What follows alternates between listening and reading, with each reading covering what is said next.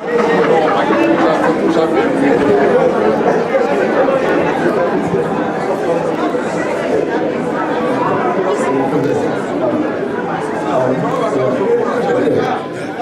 right. Who's doing the music? Me. You want me to turn it on? Yeah.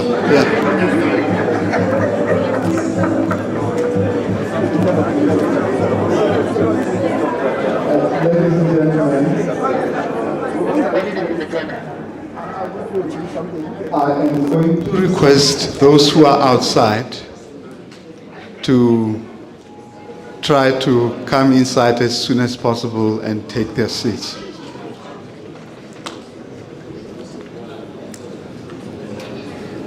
We are about to start in less than a minute.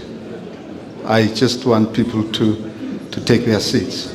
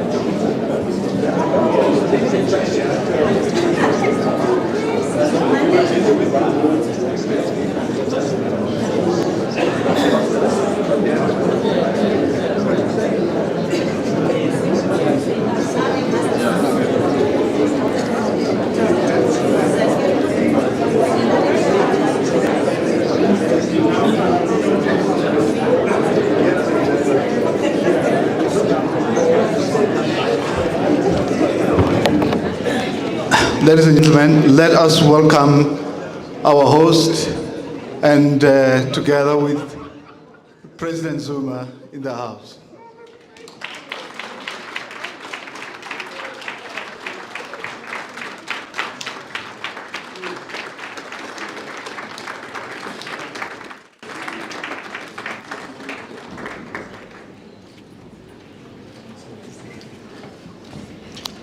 Dr. Boesak following the President. Thank you. Yeah. I think we can all take a seat.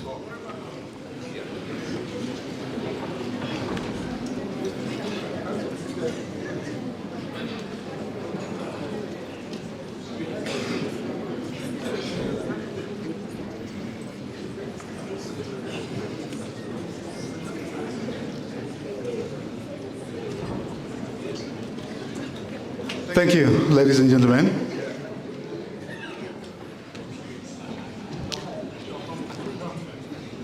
I'm looking at everyone who's here tonight, and I now believe that, indeed, the revolution will not be televised.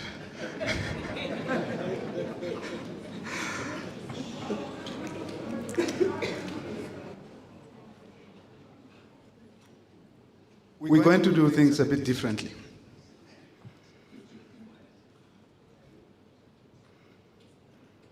And I'm going to suggest that before we say My Buye Africa, I propose that we begin our evening with some reflections about what happened to a donkey. A donkey that we can, for tonight, call Benji. We know that donkeys are portrayed in a variety of ways, including as symbols of humility, peace, service, as well as ignorance and foolishness. So, it's a very short reflection before we open with a prayer. So, once upon a time, Mr. Krill, a farmer, it's called Mr. Krill, owned Benji the donkey. Mr. Krill treated Benji the donkey so cruelly, beating him up daily and chaining him to a barren tree. Benji the donkey endured years of abuse, associating the tree with pain and suffering. When Mr. Krill died, a kind neighbor took pity on Benji the donkey, unchained him and brought him to his farm, offering him food, shelter, and care. But the donkey, now free, refused to eat or rest in his new home. So one night, Benji broke free from the neighbor's barn and wandered back to the old tree where he used to get chained. There he stood trembling, refusing to leave the spot where he had suffered. The neighbor found Benji dead the next morning, still tied to the tree in spirit, though the chains were long gone. Coupled with that is that in 1828, the Cape Colony passed Ordinance 50. Theoretically, Ordinance 50 abolished all discriminatory restrictions on the Khoisans and made them legally equal to whites. However, as the late Prof. Sambitere Blanche says, far too late for the Khoisan. At that stage, their social structure and economic independence had already been destroyed. The Khoisan were too demoralized and had too negative a self-image to take advantage of their legal freedom. As a result, the majority opted to stay in their previous jobs with little improvement of their labor conditions and wages. The freedom granted to the Khoisans by Ordinance 50 was short-lived. It was taken away by the Masters and Servants Proclamation of 1841 and finally by the Masters and Servants Act of 1856. That's what happened. You may, if you want, you may say that the Khoisans GNU'd themselves.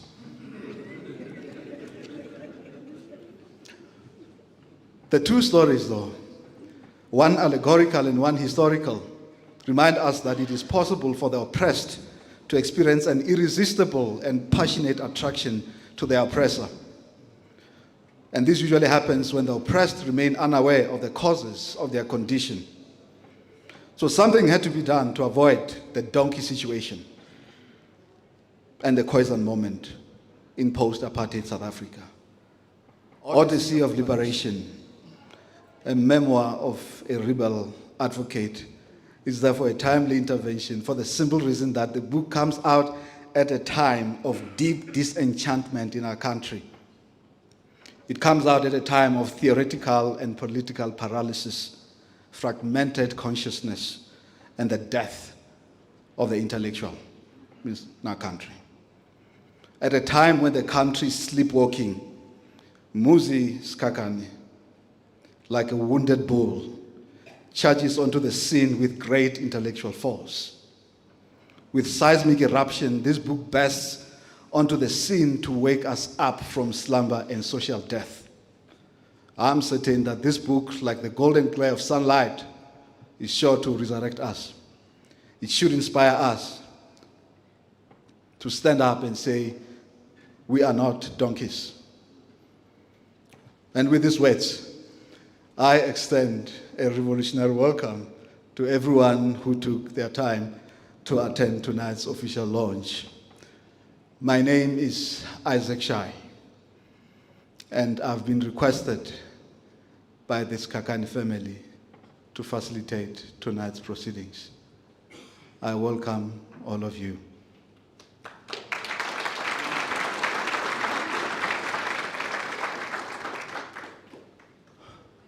House rules. We start with house rules.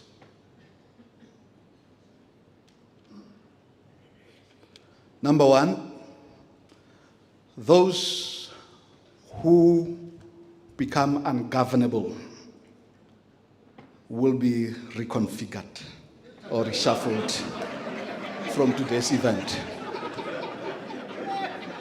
That's how we're going to do things, right? That's the first house rule. Number two, the premier is laughing.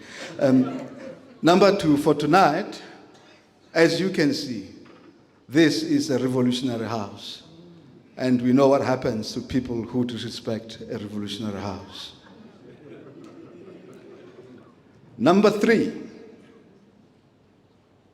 tonight no one will be impeached for raising a legitimate question or saying, "We trust in you, Advocate Sikhakhane."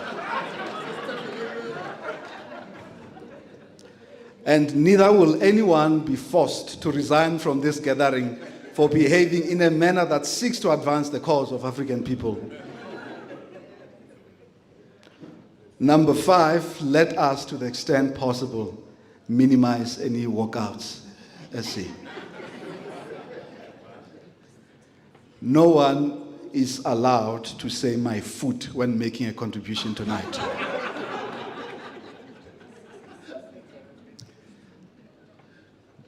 Rule number 7 is that the family and the publishers have graciously tried to avoid a neoliberal diet and instead opted for decolonial soul food, which will be served at 8 o'clock in the lobby, if I'm not mistaken.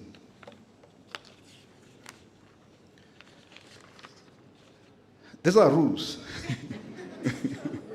Yes. And for those who believe that the secrets of the soul are revealed when wine is present, there is a cash bar which will open at 8. Those who don't drink are on their own. Chocho. Yes. There will be a photo session. Details will be communicated in due course. There will be a book sale after the program. The hotel has given us until 9 o'clock. We therefore need to move with great speed and precision. And after the speakers have spoken, we will have a panel discussion. This panel discussion will be hosted by Prof. Sipho Siape. And if he wants me to join him, I can, I will. On the basis of those rules and that introduction, I am going to ask Rev Mhlongo to come and officially open with a prayer. Thank you. Shall we rise? I need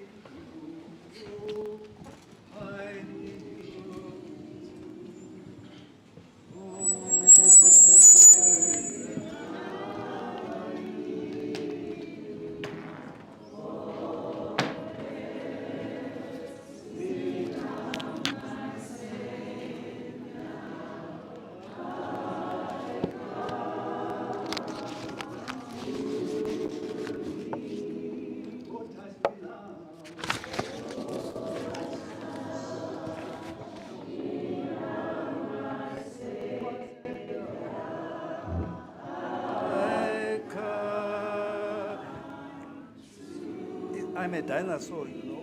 I got to take a time, coming up here. Oh, God. Now my Savior, I come to Him. Shall we be seated in the name of the Lord? Amen. Brothers and sisters, never be determined by your past, because the past will never take you anywhere. Remember that where you are today, you went through so many storms in life, but you are still surviving and you are there. And I'm saying to you, you persevere. Oh, I'm sorry. Into Zabelung. You know, you have to persevere in order to succeed. I'm just going to touch a bit of what I wanted to come and share with you because there's not much time. The master of ceremonies here told us that we were going to get our meal at 8, and I could see that it's about to be 8 o'clock. So now I'm not going to labor you on what I wanted to say. But you see, I'm going to share with you what perseverance means. You know, perseverance of this young lady with his old man coming from a wedding. There was a storm that was coming. That is why I'm saying persevere in the face of a storm. You have passed through so many storms in your own lives, looking at you here, but I'm the dinosaur of the first order. I'm now 88 and a half, you know, but I'm going for 90, you know. So I am a dinosaur. But you know, a dinosaur is very important. That is where life started. Now, this young lady with the old man sitting next to him, to her, they were driving towards the storm, and you know, the little girl said, "Dad, can you see the storm is coming?" And the old man said, "Yes, my dear, drive on." And the young girl kept on driving, and the storm was coming towards them, and the little girl was shivering, and she said, "Dad, are you sure?" He said, "Carry on." They went into the storm. And there were these 26-wheelers, horse and trailers. I'm talking about the tankers. I'm talking about, you know, the ambulances with their lights on. And they were parked on the side of the road. And the little girl said, "Dad, are you sure?" He said, "Hey, man, drive on." And he drove on 2 k's out of the storm. The old man said, "Stop one side." And the old man said to him, "Come out, my dear." She went out. And they stood outside there and said, "What do you see there?" And the little girl said, "Dad, I see a storm." And the old man said, "Where are the 26-wheelers? Where are the horse and trailers? Where are all those people that were passed on the road? They are still in that storm." And brothers and sisters, when you go into a storm, don't just stay there, man. Move on. Like this old man, he said, carry on, move on. You know, I'm not going to bother you about the scriptures, but I just want to quote, you know, the book of Jeremiah, you know, the prophecy of Jeremiah, where chapter 29, I suppose, verse 11 to 14, where he talks about, "I know the plans that I have for you. The plans to prosper you, not to bring disaster into your life." So now I'm saying to you, present this morning, I'm going to bless you now. Just my presence here is blessings to you. And be blessed, you know, all of you, from whatever persuasion you come from, I'm part of you. And now I'm saying, when you meet these storms of life, maybe particularly in the world that we are living today, I am going to look at the divorces that are taking place. I'm looking at those people who lost their cars, people who have lost their houses. They've been repossessed. But I'm talking to somebody here, man. Yes, if your house has been repossessed, don't worry, you're going to get a double-story house. God has something for you. Brothers and sisters, I don't want to bother you with quite a lot of things, but what I want to say to you is, each one of us here is blessed, blessed, blessed. And I bless all of you in the name of Christ. Amen. Right. I'm not going to bother you in any case. Mr. MC, where are you? No, I told you that I'm not going to take time. And I said, where is the man? They keep on showing me the man. He's supposed to be on the podium here.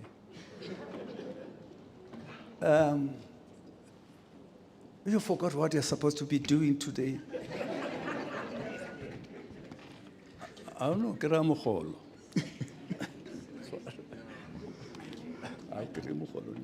No, all right. Where is my key? People will have to excuse me, man. I'm a dinosaur. I told you, I confessed. Sorry. Yeah, just stop. Oh, yeah.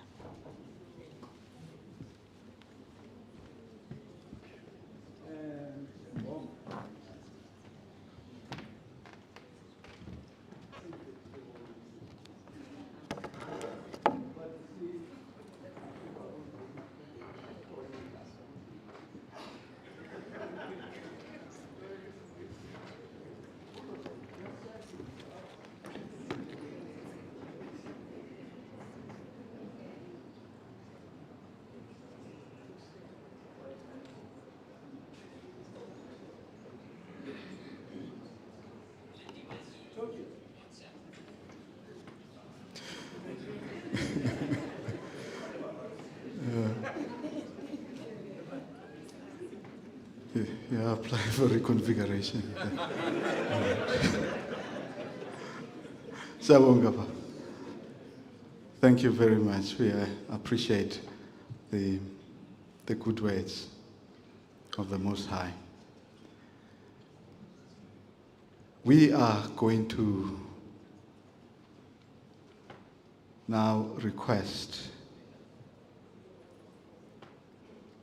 just to accompany the good words, request Mpofu Sikhakhane to give us a musical rendition.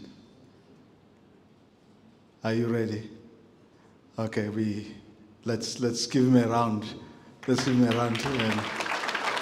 Thank you.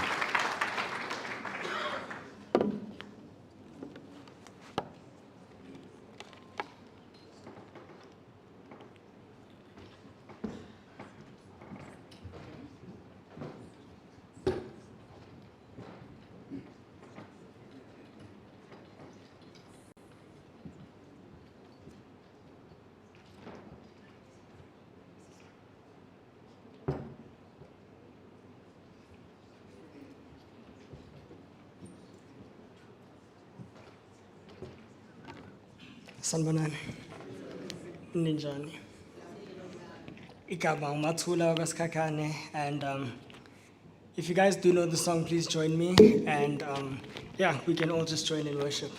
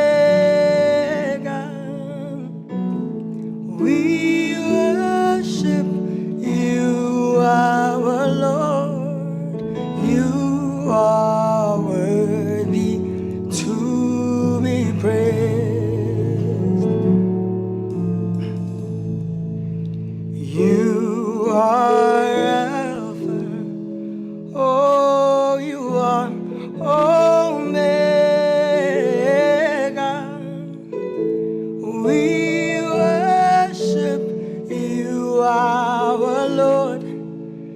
You are worthy to be praised. We give you all the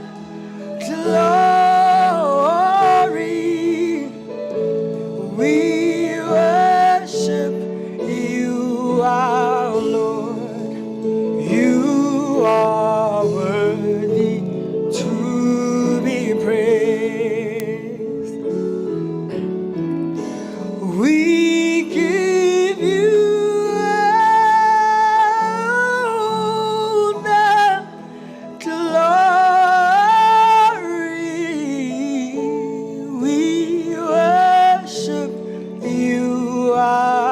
We worship you, our Lord. You are worthy to be praised. We give you all the glory. We worship you, our Lord. You are worthy to be praised. We give you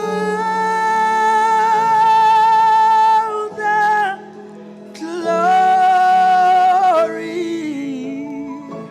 We worship you, our Lord.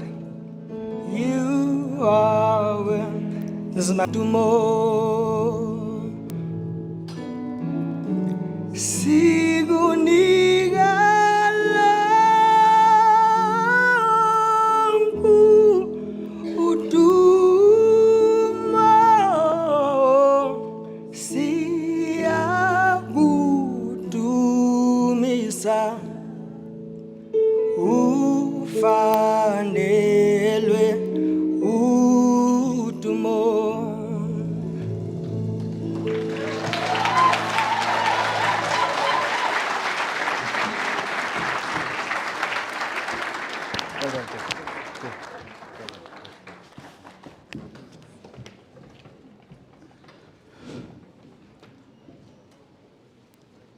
It is okay to shed a tear. Nothing wrong. Some of us are by hating. So, but today it's very, I'm going to church on Sunday. I'm going to church. That was a beautiful rendition too. That was beautiful.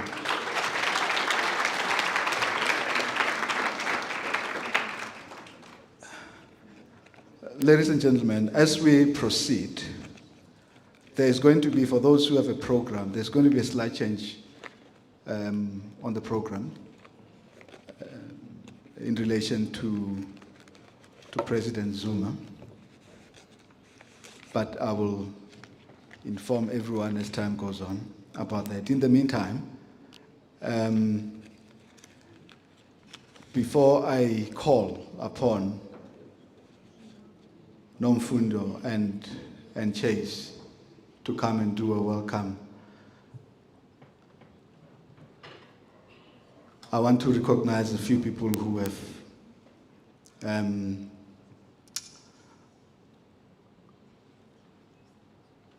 taken time to come and celebrate this moment. And the fact that I'm mentioning a few people, I will be recognizing everyone, and by the end of the evening, I would have recognized all of you with your names. But I also want to first recognize Ndlozi as his wife. She's a towering figure and a firm hand that I believe has sustained SC throughout his odyssey. A truly wonderful and loving person. And I think that calm, firm demeanor is what SC needed to complete his process so that he doesn't stray. The SC's kids are also here. SC's sisters are also here. Auntie Busisiwe, Auntie Dumile, Auntie Tuli.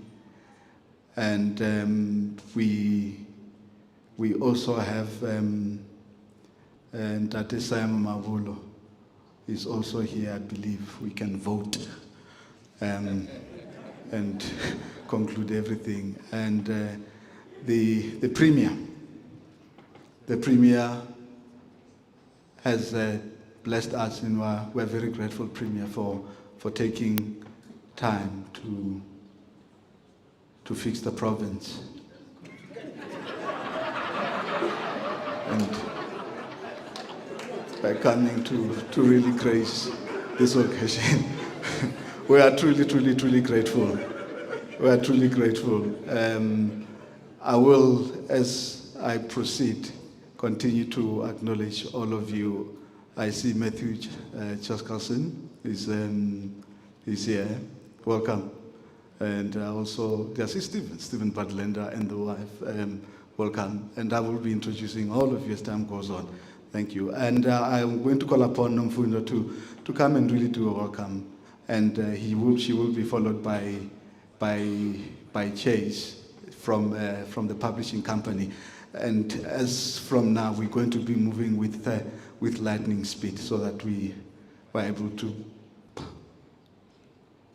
finalize these proceedings by 9 o'clock. Welcome, my sister.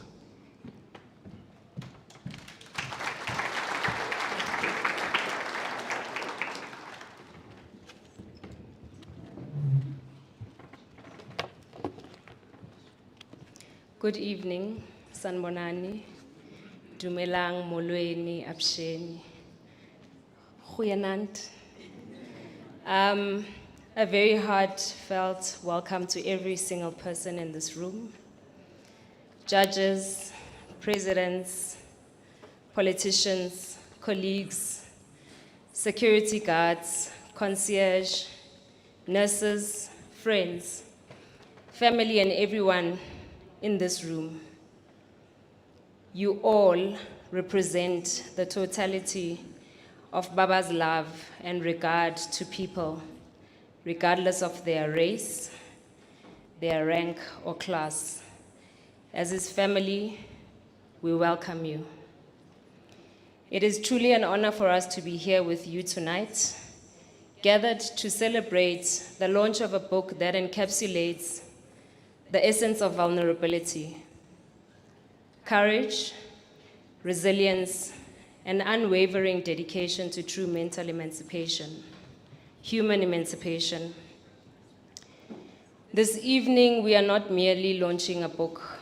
We are paying tribute to remarkable individuals whose lives and actions have left an indelible mark on history.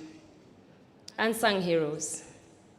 Their journeys, together with Baba's journey in the fight for freedom and justice.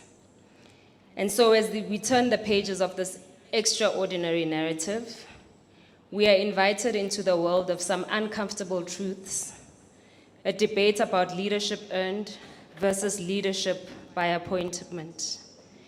We're invited into a world of courage personified. The story is a testament of the power of human spirit. It is more than a collection of words. It is a beacon of inspiration, a call to action, and a reminder of the sacrifices made in the name of freedom. It challenges us to reflect on our own lives and consider how we might contribute to the causes that matter to most of us. As we celebrate this momentous epoch, as the family, we invite you to be inspired to dare greatly. Brené Brown reaffirms that it's about courage. In a world where scarcity and shame dominate and feeling afraid has become second nature, vulnerability is submersive, rebellious. Putting ourselves out there means there's a far greater risk of feeling hurt or being hurt. Through this book, as the family, we invite you to lean in tonight, Be vulnerable, and again, dare greatly, because imagine one day standing outside of your own life, looking in and wondering, what would it be like if you had the courage to show up? I'd like to end with an excerpt from a speech by Theodore Roosevelt, which he spoke in 1910, I think it was in Paris. It goes, "It is not the critic who counts, not the man who points out how the strong man struggles, or where the doer of deeds could have done better. The credit belongs to the man who is actually in the arena, whose face is marred by dust and sweat and blood, and strives valiantly, who errs, who comes short again and again, because there's no effort without error and shortcoming, but who does actually strive to do the deeds, who knows the great enthusiasms, the great devotions, who spends himself in a worthy cause, who at the best knows in the end the triumph of high achievement, and who at the worst, if he fails, at least while daring greatly, so that his place shall never be with those cold and timid souls who neither know victory nor defeat." Ladies and gentlemen, good evening.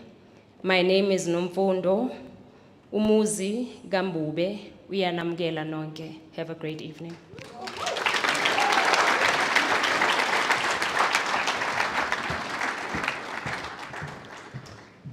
Thank you so much, my sister. It's very clear that decoloniality is discussed every evening in the Sikhakhane house. I'm going to call upon Chase from Chase. There's a debate. Is it Zara or Shara?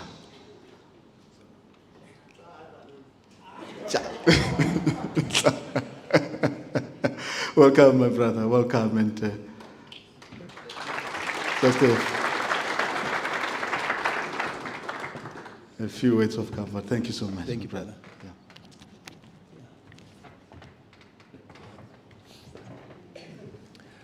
Good evening, Sanibonani, Dumelang. You may answer back. you may respond. It really gives me great pleasure to share time and space with my luminaries, my heroes, people that my niece who's sitting with me there says she knows them from TikTok and YouTube and so on. It really is a pleasure to have you share this wonderful moment with us. For me, being the publisher, you know, the publisher is like a midwife. I think that's probably the closest thing that we can put to express the experience that that I have had, or we have had as a team, as a publishing team, working with this family. I think it would be unfair to say this work is credited to one man. It's actually a family, it's a clan, it's a team of very, very competent and very passionate contributors, including Prof here. It's been amazing working with this team and discovering their energy, visiting. I know reading, writing, publishing is like traveling. So I've traveled to Bulwer, I've traveled to Mangwaneni, and I really have traveled in terms of reading, and I've met these very interesting people and understood what drives them, given what my brother Muzi has dished out.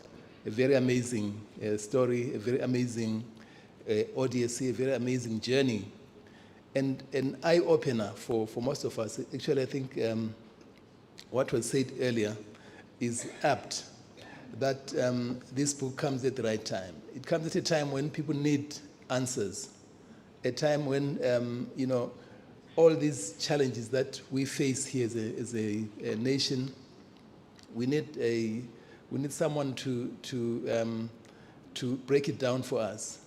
And I think SC has done a great job in doing that.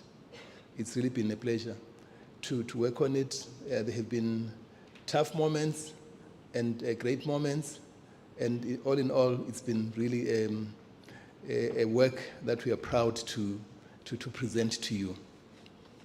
I live in Botswana these days, and SC threatened me that if you don't come here today, then there will be trouble. So I made sure that I come here, and I arrived last night, and it's really a pleasure to share time and space with you once again. Thank you very much. I hope you will enjoy, and I hope everyone, well, I'm saying the obvious, I hope everyone takes a copy for people that are not here. Thank you.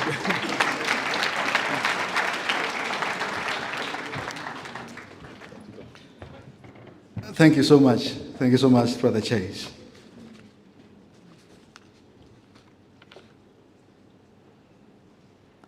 In front, I saw Ndate Tokyo Sewale. He was my hero when I was growing up.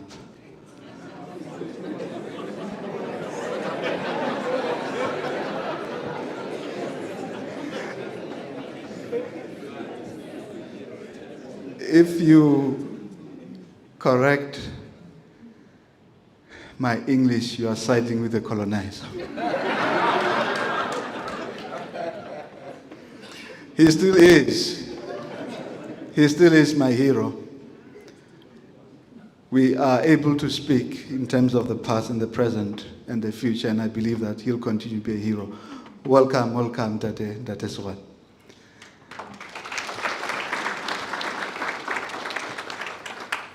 I also see May Geraldine Fraser in front. She's sitting right in front of me. Welcome, Mama. It's a pleasure to have you. Behind you is SC Mpofu. He's sitting behind you. Welcome, SC. I'm going to call upon the author, SC Sikhakhane, to come and introduce President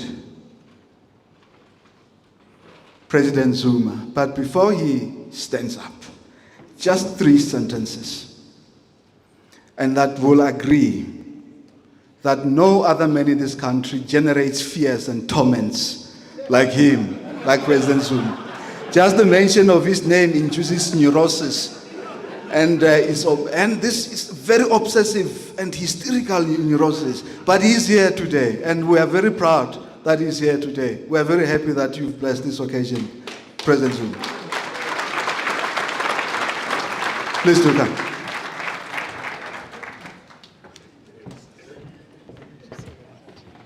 Okay, I was ambushed about this. Ladies and gentlemen, I won't be able to, I wasn't supposed to speak, I won't be able to welcome you, but please feel free, feel happy. There are all sorts of people. President, I'm going to call upon now, Mayor Geraldine, my Premier, my colleagues, Prof, the judges. I don't mean you, Joe, I mean the judge next to you. My friends and colleagues. It's very difficult to mention that each one of you represent what I write about. Literally, if you read the book, you will see this is a book about everybody. And it's not perfect, because I'm not, but it's a book about imperfection, about contradictions in society. I see Brati, the judge himself from the African court, and I see all sorts of people. But I'm asked to introduce a man who brought misery to my life. Misery to my life, because all my clients bring misery to my life. And no one is called the Cock lawyer, but I'm called a Zuma lawyer. Because the man causes irrationality. For some reason, all revolutionaries cause irrationality. And some of them don't speak to each other, people I called in this room. They don't. That's why I said some of you that side and others.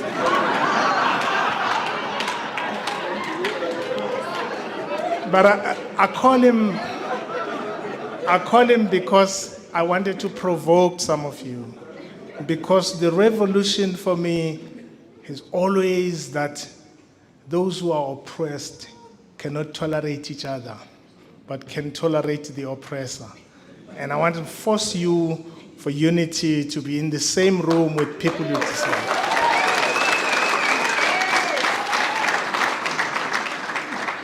Because the wars in the world are caused by our fear to confront things. Because we comply, we conform, and there's death in the world. And the descendants of Abraham, Isaac, and Ishmael are still fighting. Thousands of years later, because we don't want truth. And everybody who's here, I call them not because my book is perfect, precisely because it's imperfect, written by an imperfect person, like you. And I want to remind you how many black people you hate when you can shake the cock's hand. How many of you don't speak to each other in this room, but you speak to apartheid killers? And so I thought, let me force you to be in one room as we rethink what we've done, what we're about. But anyway, Mr. Zuma, I'm called a Zuma lawyer. And I wanted to introduce this man because I write about it in the book. There's actually part 3 in the book, which starts by the chapter called Zuma, the Man You Thought You Knew. And many think I'm writing about him because I don't know his faults. I do, just like I know your faults. And I call it that because I think I want us to rethink how we judge others and how we judge each other. Because I've been disappointed about justice, that we think it's the exclusive preserve of people we like. When actually it's the exclusive preserve precisely of those we don't like. Because our friends always get justice from us. So the test for justice is how we treat those we don't like, those we despise. And so I'm going to call the president to say a few words. I'm very grateful he came here. He's in the middle of a death in the family. He's going to a funeral of someone prominent in KZN, but he decided to come here today to greet us, and he leaves soon, and I appreciate the fact that you're here, and I've forgiven him for causing me trouble. Half of you here don't like me because of him. Ngathi kuye masiqala, hey, yazi Msholozi, wena uyahlupha. You cause trouble. And the trouble is because you are a mirror to most of us. And most people dislike you because they've forgotten their own crimes. They've forgotten their own faults. They've forgotten that they too, in fact, worse than you, have betrayed the cause. And most people who hate you, as I saw when I started representing you, it's people who've complied with capital, who've conformed with capital, who've been made and given shares in companies of our former colonizers, and they've become conformists. And I'm grateful that you came, and I've told people in that chapter, you're not a perfect man. No lawyer represents a perfect person. No one who's perfect walks into our chambers. You won't walk into my chambers to invite me when you get a Nobel Peace Prize. You will come in because you have trouble. And our job is to represent those you dislike. And this man called me in 2017 because everyone had left him, his comrades, and everybody, he was losing power. And my parents, my sisters know, we were taught not to look the other way when people need us, even if they are despised. And Tatem Ruth, lastly, you're sitting to my mentor, Tokyo. He taught me, I was his speech writer. But before I called the president, the priest talked about many things. I want to challenge all of you because you're going to be going to church. Why I represented this man and why I'm going to call him. You're going to go to church on the 16th, 17th, and 18th of April, Easter. And most of you will be celebrating the man who I'm sure his historicity we cannot doubt, even if you're not a Christian, he existed. Put on the cross next to him, a criminal, and on the left, another criminal. Freed is a thief whose name was called Jesus Barabbas. We are not told that his name was Jesus, but it was, take it from me. And from that day when the Jews called for Barabbas to be freed, the thief, we've been calling thieves to lead us from that day. We've been freeing Barabbas. We are led by thieves, we are led by conformists, we're led by people who've betrayed us. And that's what you will see. We've been freeing Barabbas every day to this day. So Lord, please grace us with your message so that we can release you.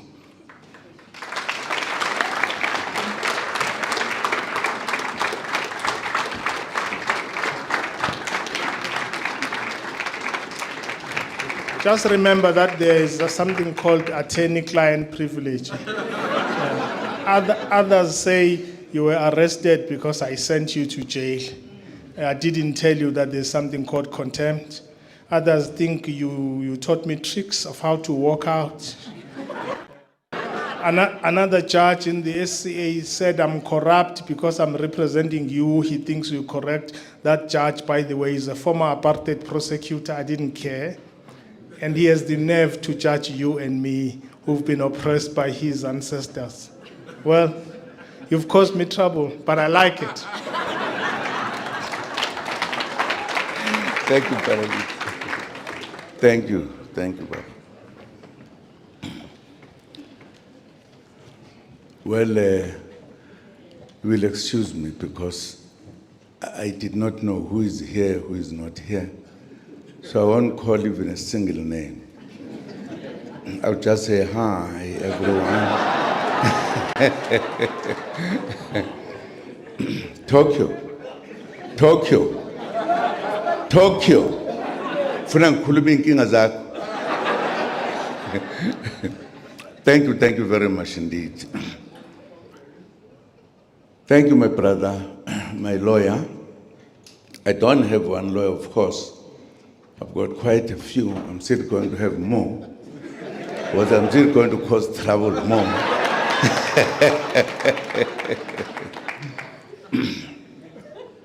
But thank you very much, Director of the program. Okwami bekuzoba nje khona la just ngilalela ukuthi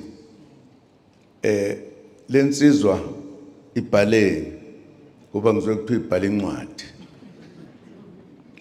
Mina kangikwazi ukubhala. Angikwazi nokufunda. Angazi lutho nje. Ngiyinto nje kaNkulunkulu. My good. Wonderful. Well, the reason why I came really was to be at this point where a book is being presented to the country, and I'm sure it will be read throughout the world. And I thought it is important to come and hear what is it that has been written by people who have gone through some experiences of dealing with people who are said to be prisoners or whatever in relation to that. Partly because I believe South Africa has a history of its own, not very much like many, for very serious reasons. We are the only country that started freedom fighting and was at the end of completing that process. We live in a country which has very unusual kind of behavior.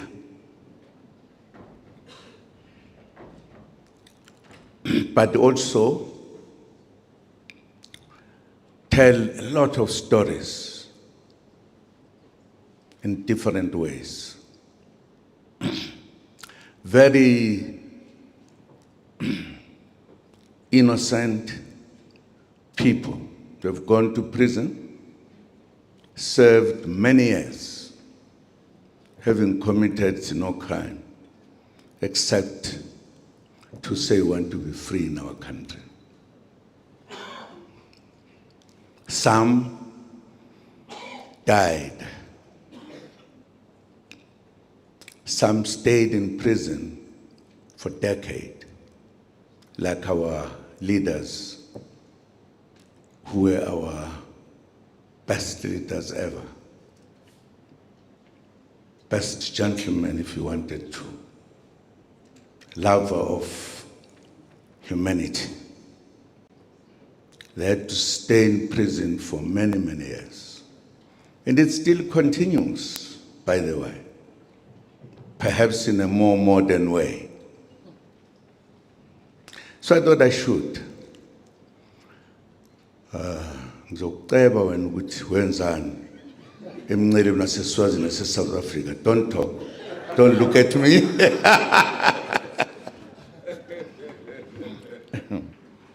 Akusekho nengane nje ufuna ukuphuza amanzi madoda ngimdala ngengaka. Yeheni webabo. Hawu. Awuboni ke ngikuzwile uhlabela kamnandi ukuthi you are the right person.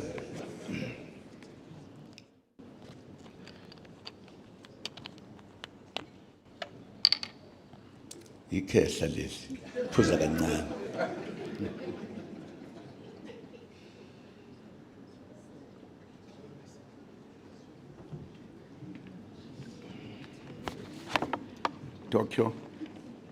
Tokyo nations in South Africa. What a wonderful thing. It was only related to peace.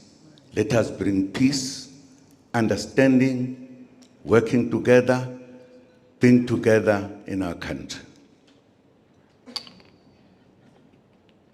And I think it was a very wise thing from wise people, our leaders in particular.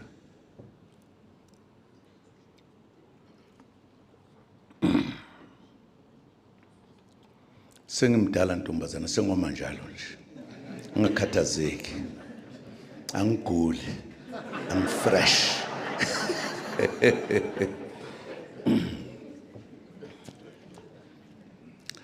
But what I think we did not realize was that freedom can have different shades and whatever. I did not know at the time that we'll come to a point where we would not be able to reach the final end. We ended up standing somewhere before finishing everything. That is what has caused the problem today. One of the issues is the economy, because the economy of the country remained not equal. The life remained not equal. And therefore, ended up during our freedom becoming prisoners. And that's why I've got lawyers. Got one here, got one here. My lawyers, they are many. Because I think I'm more of a wrongdoer. So, in the process of this, I think things moved away from where we thought we were moving. And it is a fact. Painful to us who lost our comrades, who had people staying in prison, our leaders.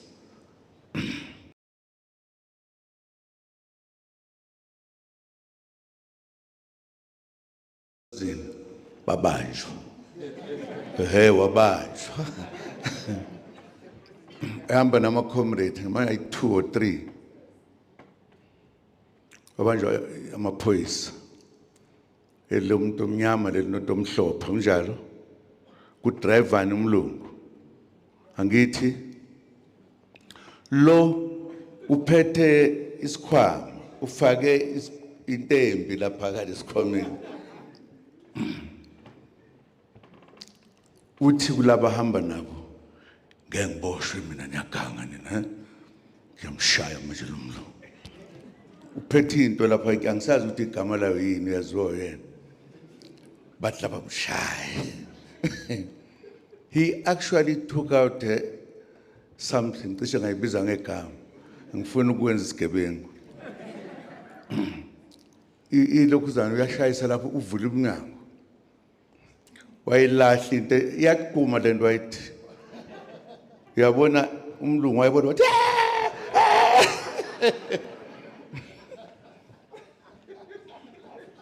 ngeke ngisho ukuthi kwenzekani wabaleka wabuyela eSwazini lo engaboshwanga.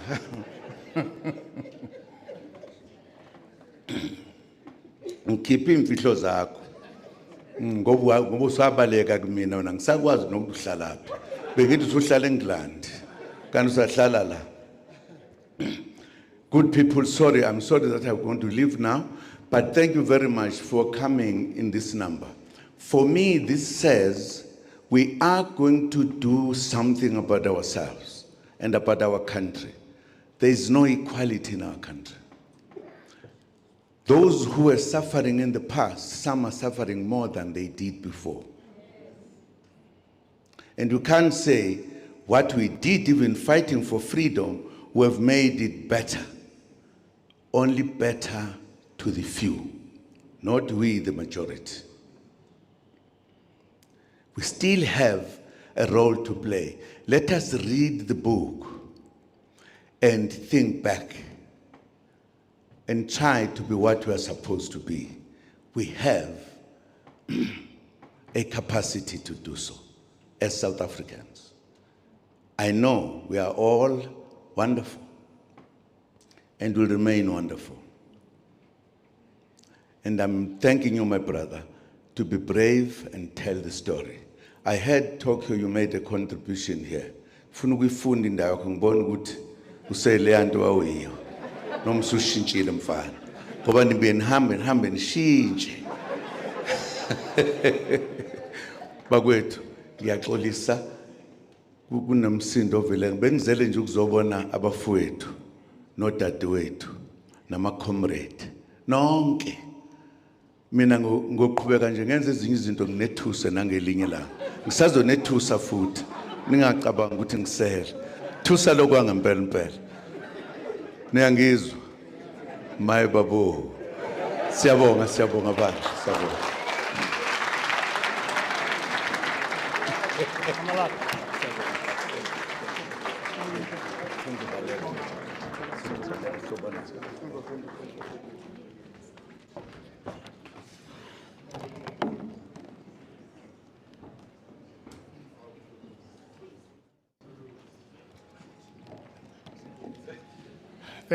Thank you, Mcholos. I just want on behalf of my family to thank just everyone who made it here.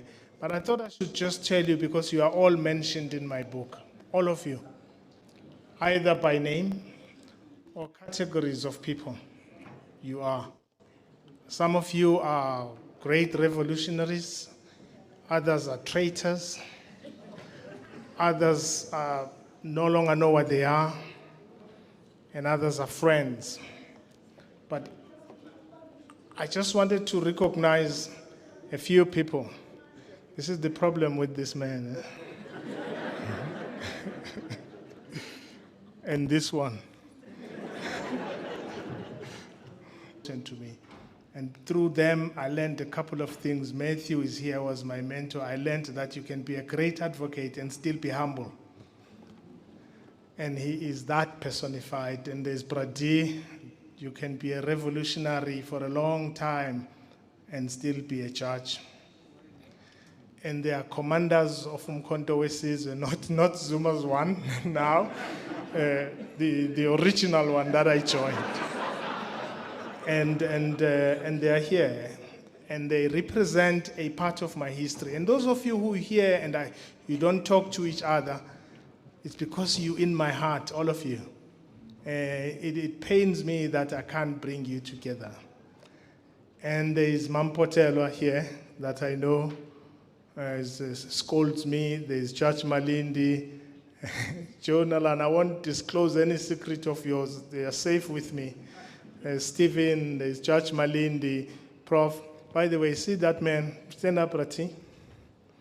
That's Soweto. When I say Soweto is my second home, that's where I lived in Soweto with this man. Thank you. And there's Mam Limpho, special to me. She knows that many people don't know my special relationship with Bra Chris. Very like a brother. People say we look the same. And I sometimes see why she cries when we meet, because she thinks I look like her husband. But most, the comrades are here of the Communist Party. It's the last party I led, actually, in this province. No Palon and Kotent is here. Colleagues. There's Tokyo. That's my commander as well. But I ended up as his strategist and speechwriter. But there's friends here as well, and each one of you. But let me tell you, we're not always activists, and that's all we do. We live with people who are ordinary, that we live, we walk past. And those people, sometimes when you are at your lowest, are there. Well, you read in the book that I talk about all sorts of things, including how many of you have been sick? Right? When you're sick, you tell nurses that you will wash yourself until you can't. Where's Nest in Swallow? That nurse, in the book, I don't know how they found you, but Nest in Swallow is the nurse who prayed next to me the whole night thinking I was dying. So she's here.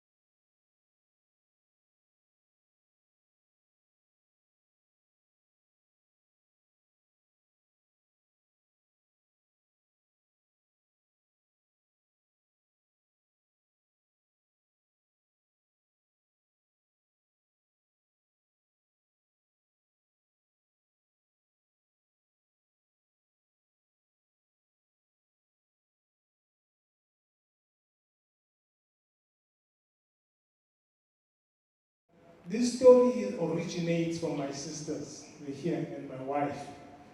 These are my sisters. All of them, the three of them. No, that's my wife, not my sister. And that's the origin. That's where I come from and what we learn. And so what I try to do in the book is not, I'm no hero in the movie, in the book. It's a story of every black person, misunderstood, persecuted, told things, judged, doubted, Every professional here is doubted because they're black. And so I write this story because of the consistency of black suffering. Here is Nomaan. I don't know whether she's my sister or my niece, but we grew up together. And my wife, I write about her. Someone said they buy this book because of the tribute I paid to my wife. Well, everything is true there. Sometimes she thinks she's my mother. So, but each one of you were brought here. Comrade Dibu, yeah, Comrade Dibu, I write about her in the book, you'll see. Very difficult. This is one of my best friends. But we haven't seen each other for 10 years? Little, 5. Yeah, because it's difficult in this country because you have to move away from your friends because you're nursing other people. And we move away from comrades, from everybody because we want white approval. We leave people we know, but we still shake de Kock's hand. And so it's been a journey in writing this book because for me, I represented people, Mkhwebane, Zuma, and everybody, not because they're friends. No, we don't represent friends. You are not a doctor. We are not a doctor if all the people you see are those who are not sick. And we are not a lawyer if those you help are not the condemned. That's what a lawyer does. That's what a doctor does. And priests, you preach to the sinners. They are full of you in your churches. Ma'am Mkhwebane, thank you. And everybody who's here, each one of you, thank you very much. Steve, Nez, yeah, I told Nez that you married the wrong Jew. These two have no money, you know. Yeah, but, and so for me, I just thought because I won't get the time, everybody who came here, I can't mention everyone. I just think you represent the entire spectrum that I wanted to deal with in the book. I was not writing a textbook, but I was trying to weave in subjects that Fanon, Bigo, Albert Memmi, and other decolonial intellectuals were trying to do, but they hardly reach a petrol attendant. Books that lawyers write are full of Latin and ordinary people cannot reach. And I'm happy that I've seen my book read by a petrol attendant, a security guard, a judge, an intellectual, a professor. Thank you guys for being here. I really, really appreciate each one of you. I didn't write this book to make money. Money means nothing to me. I wanted you to read it in perfections, but most of all, read what sustains me, which is my faith. My faith sustains me in persecution. And the reason I love people who are persecuted is because I was taught that the underdog is always alone.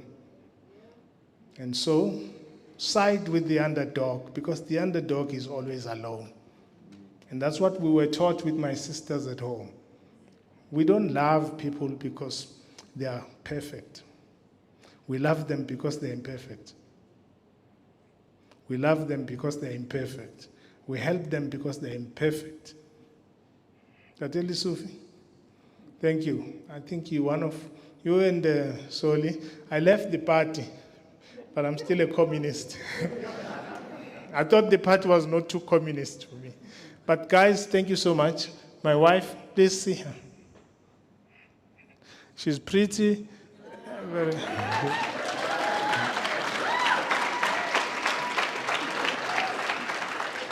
Lastly, what I say in the book that my great-grandfather had 9 wives.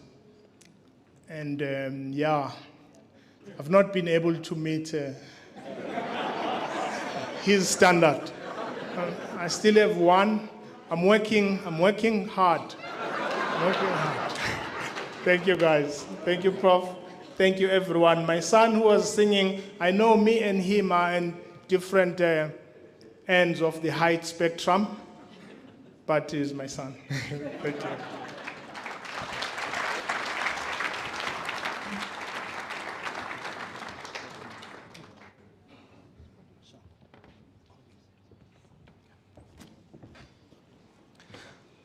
Thank you so much, SC. Premier, do you want the right of reply? No. Okay. I'm saying from earlier on, Comrade Solima Paila, you don't want the right. Yeah. Oh, okay. No, that's fine. Thank you so much. We have a serious issue of time constraints. And therefore our program, I'm only a messenger. Our program is going to keep changing, so let's consider it as a program in flux. It's a very fluid program. I'm also requested to indicate that Commander Floyd Shivambu is here. Welcome, Commander.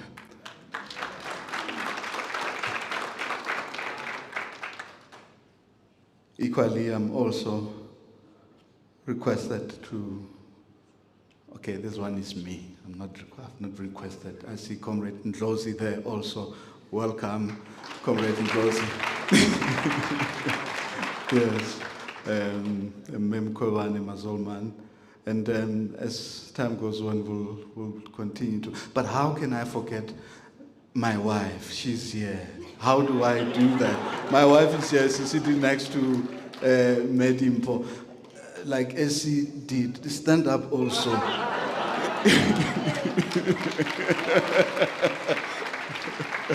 Yes. No, that's great. I'm going to request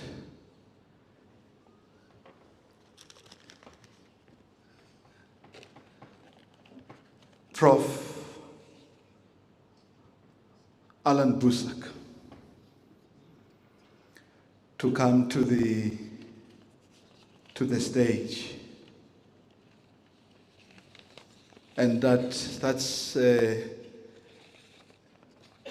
how the program changes slightly.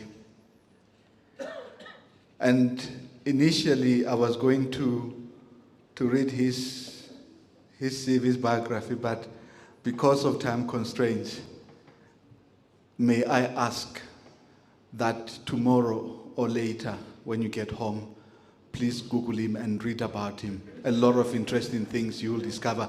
I'm not going to be able to go through, except through the entire CV, except that we all know that he is a great man, son of the soil, and the revolution sometimes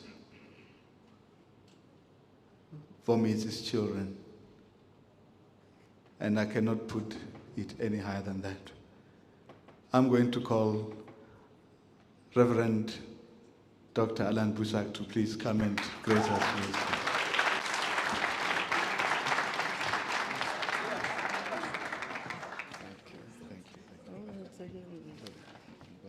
Yeah, I need this.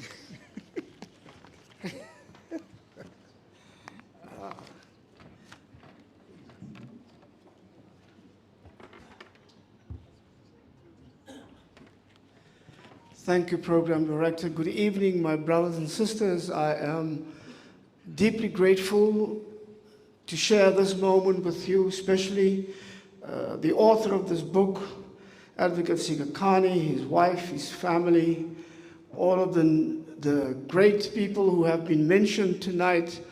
I'm happy to be with you. Thank you for this invitation. I first thought, when I was asked to say something tonight at this wonderful launch with so many people, that I think if I don't watch myself, I might be thinking I'm speaking at a rally.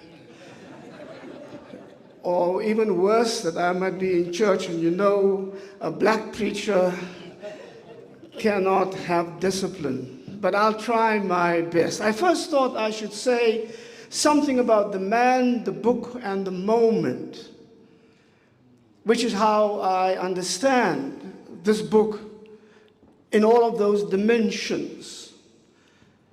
But then when I got the invitation this morning, I saw that the author had put down a theme for tonight, which is reimagining the revolution.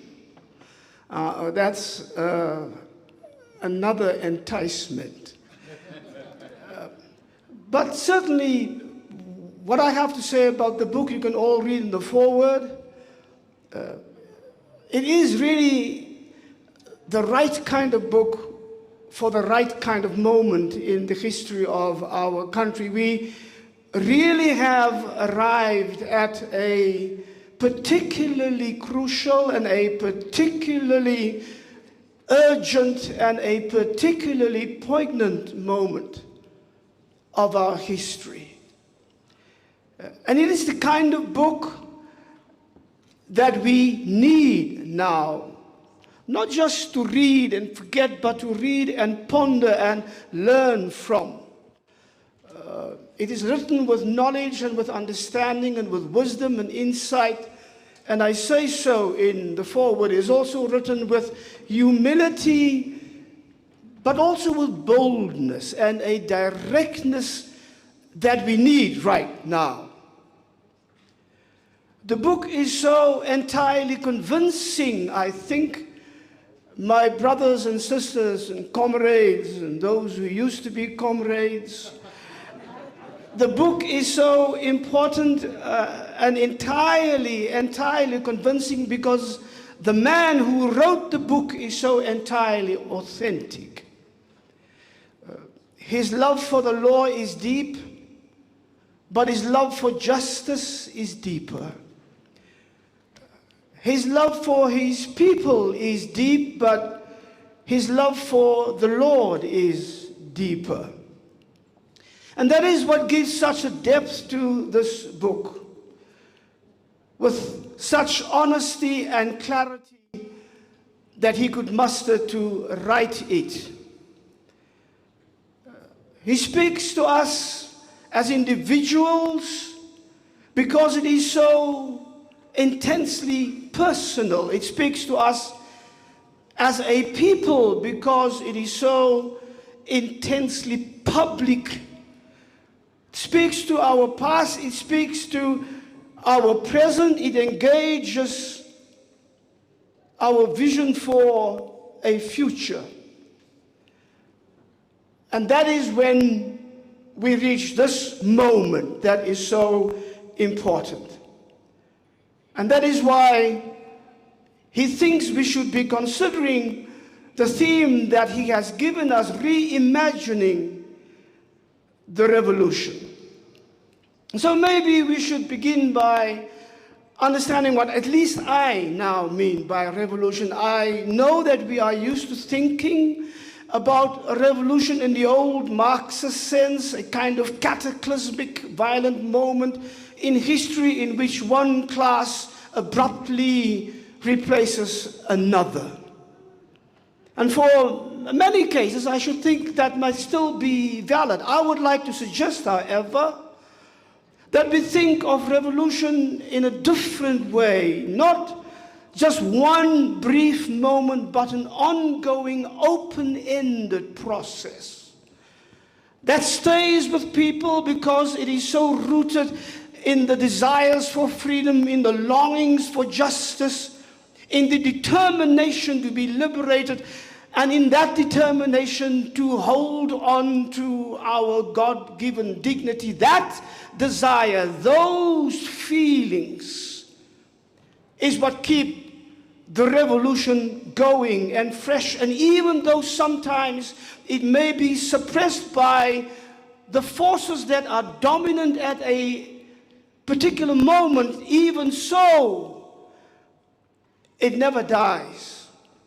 And so it rises again. And so when I think of our South African revolution, my mind goes back even before the white Christian invasion of 1652 to Admiral de Almeida when he tried to land in the Cape and was rebuffed and rebelled and killed by the forces of the Khoi. That is 1510.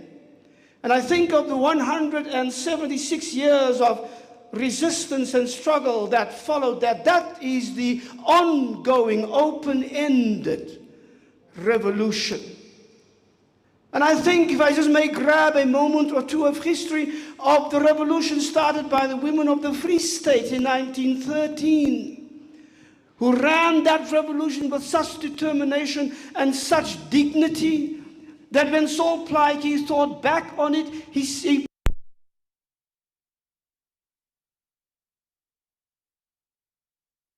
even if they should die there, that's what I am talking about, that revolution.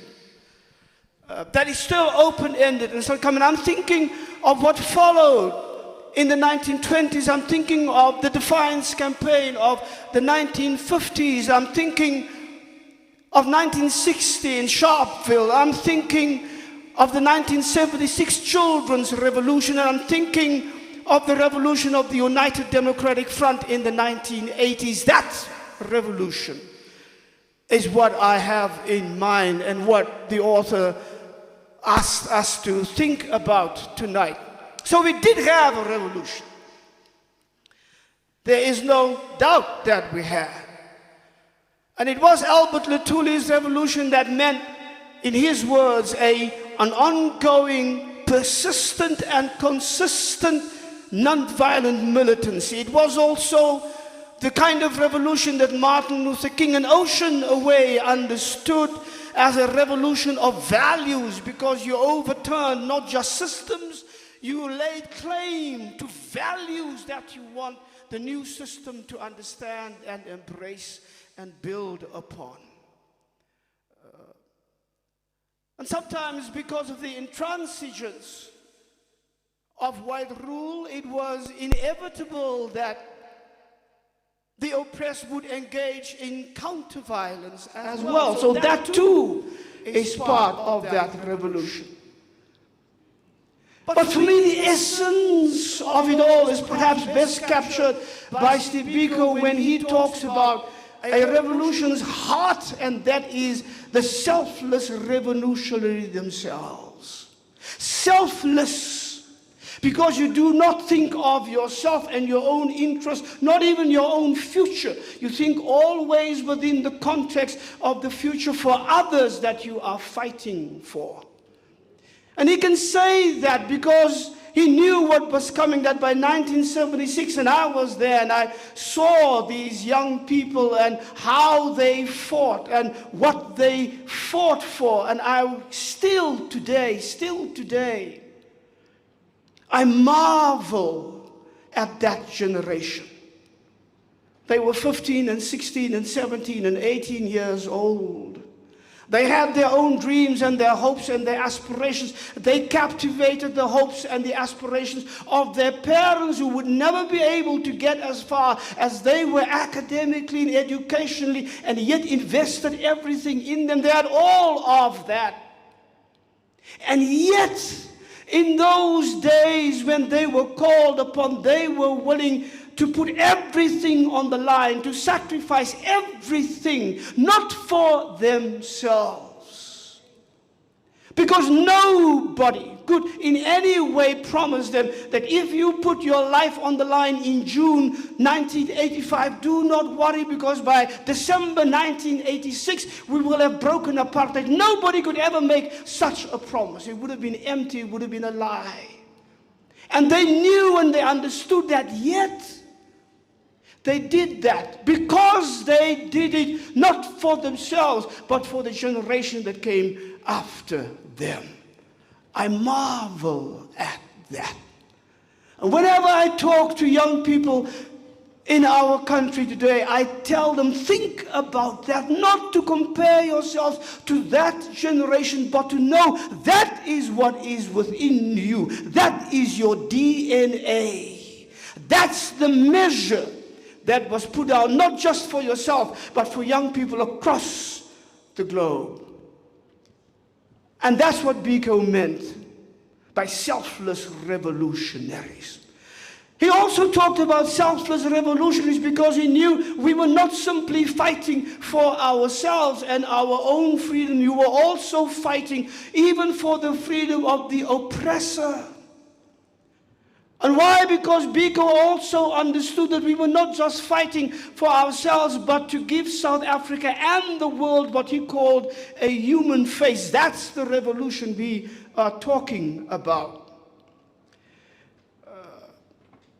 And so, with that in mind, that human face that we still have not been able to see, not in this country, and certainly not in this world, still reaching out, hoping that we can restore our own humanity in the humanity of the other.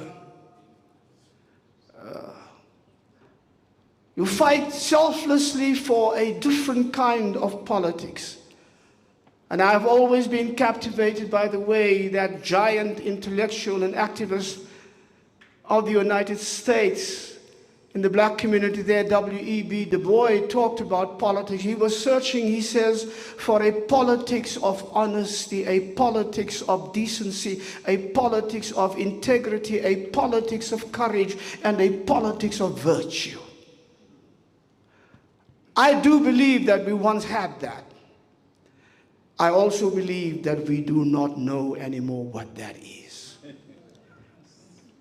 And that is our dilemma, that is our crisis, and that's why we are talking about reimagining the revolution. Because what we are told is a revolution is no revolution at all, in my view. We speak so easily of what is called the National Democratic Revolution. I do not think it is the revolution that we are told it is. Certainly not anymore. Having secret talks with the old white apartheid capitalist establishment without the consent and the support of the people is not a revolution. Making secret pacts with those old white elites with new liberal capitalism at its core, even knowing and understanding that that system is a disaster for people, especially the most vulnerable in the world, that it lives and thrives on selfishness and self-preservation and rapaciousness and hatred of the poor, and you do that, still that's not a revolution. Enjoying the pre-negotiated agreements that makes of a negotiation mere political theater, making the world believe that's what we are doing, that's not a revolution.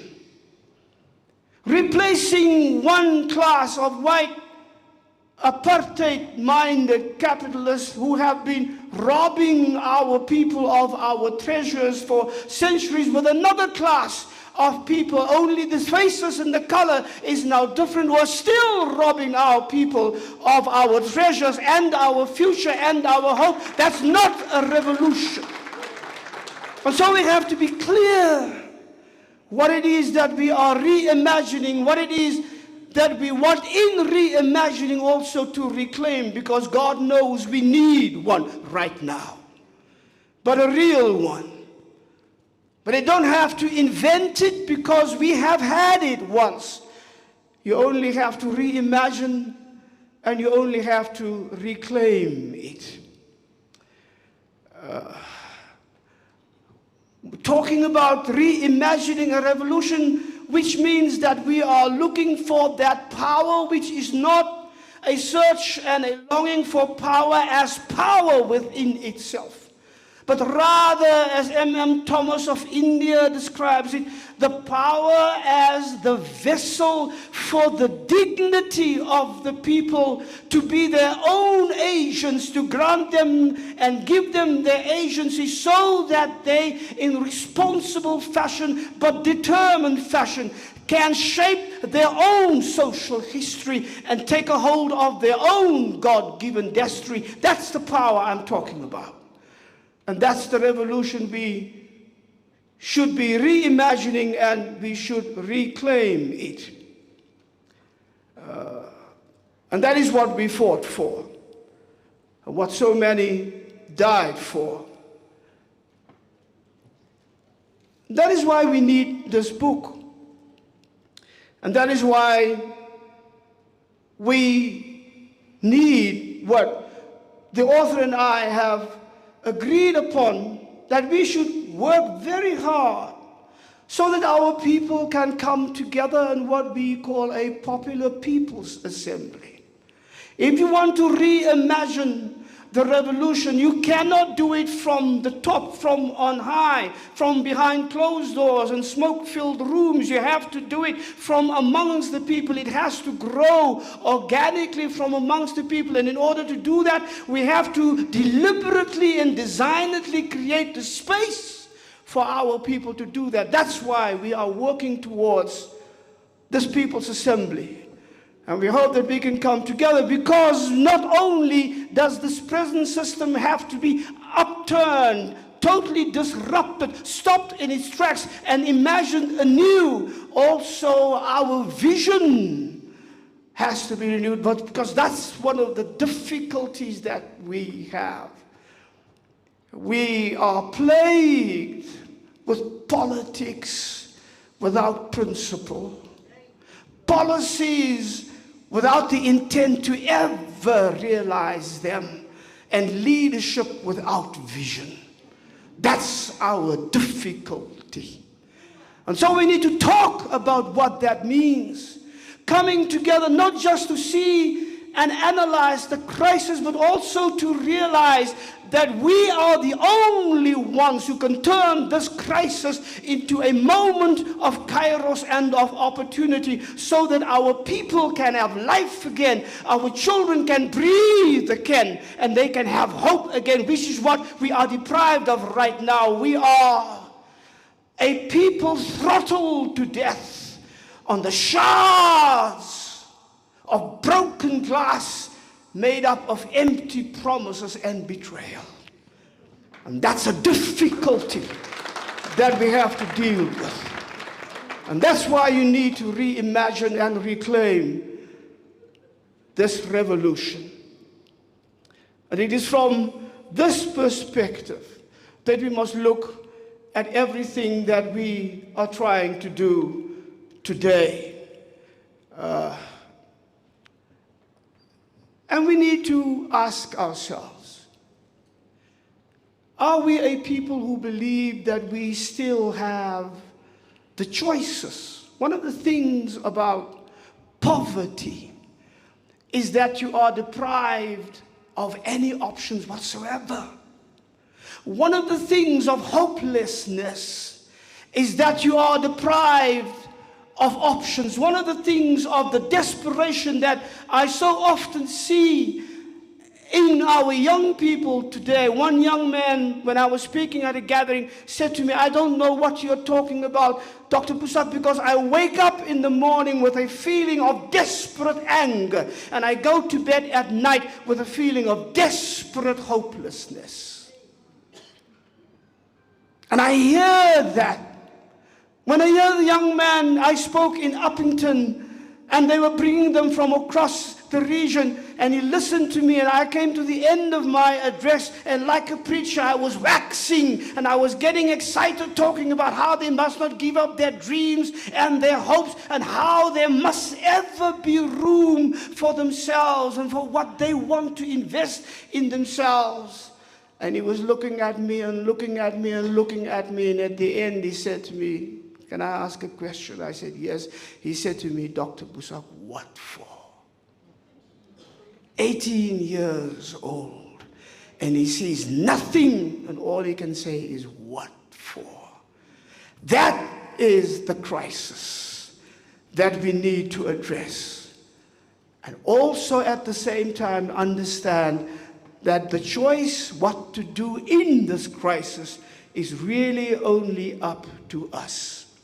So, what kind of country we want to be and what kind of people we want to be depends entirely on the choices that we make. Can we have and can we make the choice for non-racialism in this situation where we have been re-racialized, recategorized, in the situation of rising ethnic nationalisms, in a situation of rising white victimhood that has at its heart a desire to bring as much of apartheid back into our lives as possible. Even though the comedian Konrad Koch had defined our post-94 situation as, for white people, he says, post-1994 is apartheid, but without the guilt. He may be more right than we are ready to admit. Can we choose for an economic policy that places people above profits? Can we choose for an education system that does not make the mediocre the measure, that is not satisfied with the lowest, but can open the door to our young people with their gifts and with their talents and with their determination and with their hard work to compete with the best in the world?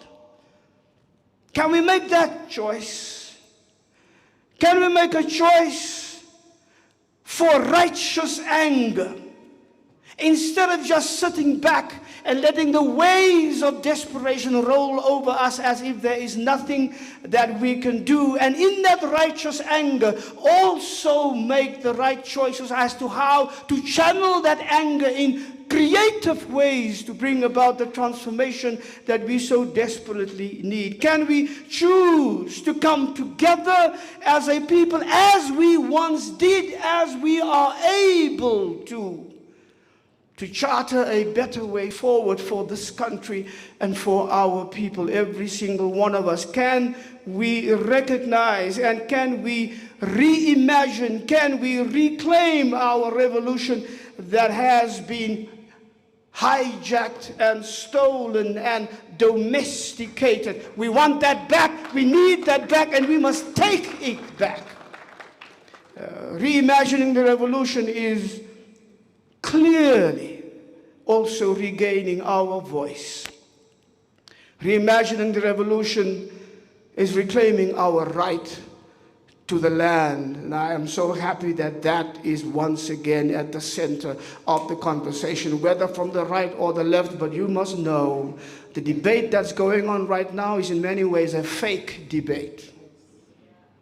We are not talking about returning the land or gaining the land for the original owners of this land. We cannot have that honest conversation until we have an honest conversation about Article 25 in our Constitution. And as long as that is not mentioned, the debate is not for real. And we need to understand that. And coming together and talking about that is what we must do. Imagining and reclaiming the revolution means that we are reclaiming our right to stand for the truth and to speak it as it is.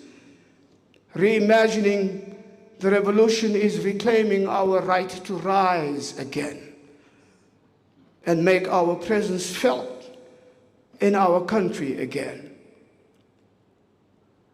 The book is now here. That spirit I am sensing across the country. I hope I can sense it in this room. People are ready to rise. I can feel it. Can you feel it? That's that song. What's that song? Is it Marvin Gaye? Can you feel it? Can you feel it? Can you feel it? I can feel it. And if you can feel it, you should rise right now and claim it, because that is how you reimagine a revolution. Thank you. God bless you.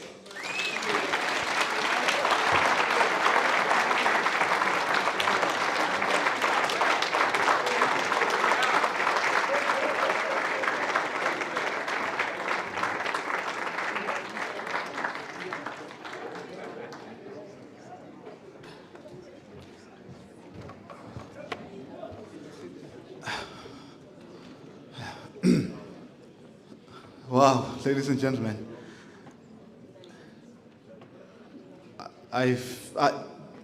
there was a reason why I had to move from here so that I can sit there and face Dr. Boesak.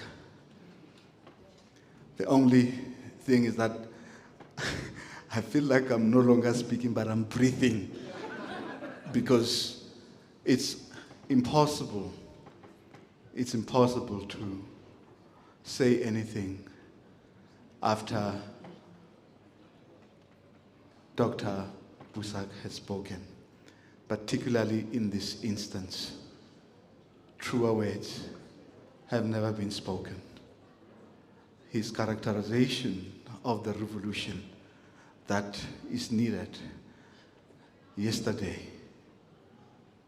the fact that we don't have any choice but to make sure that things change, and when they change, it must be now. Listen to a mini Boesak.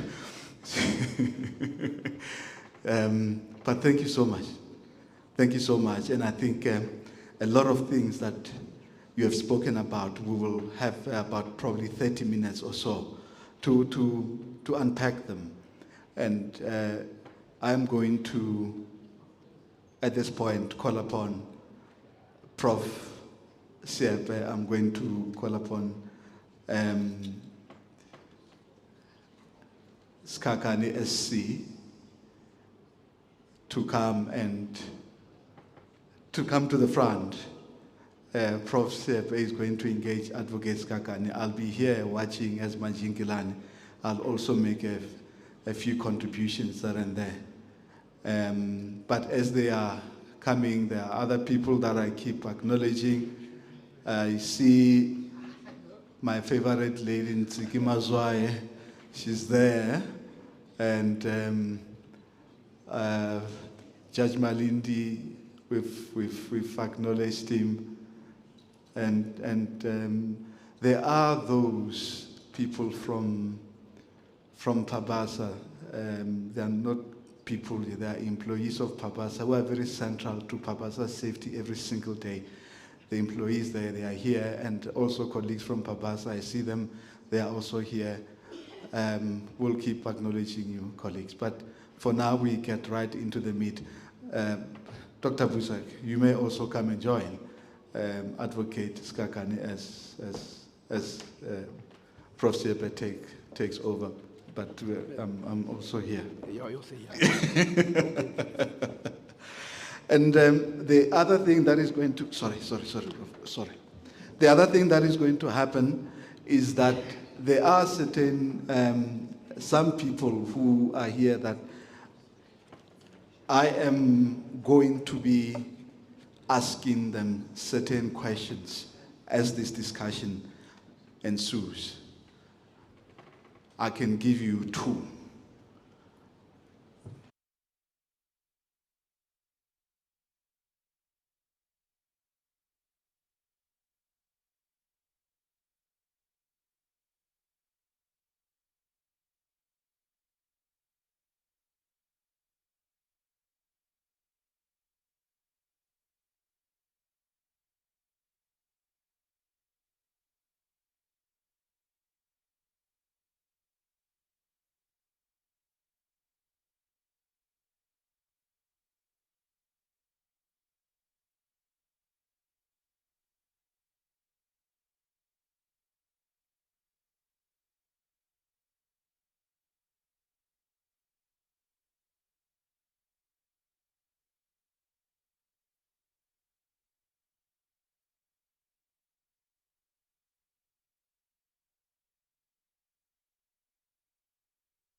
Feeling sorry for him. It was New York. We were sitting on the town. And the first speaker was going to be Justice Jackson. And the second speaker was going to be Allan Boesak. And I knew that nobody speaks after Justice Jackson. And I felt sorry for him. He had this big afro, as we can remember him. But he took the stage and he spoke. And people cried.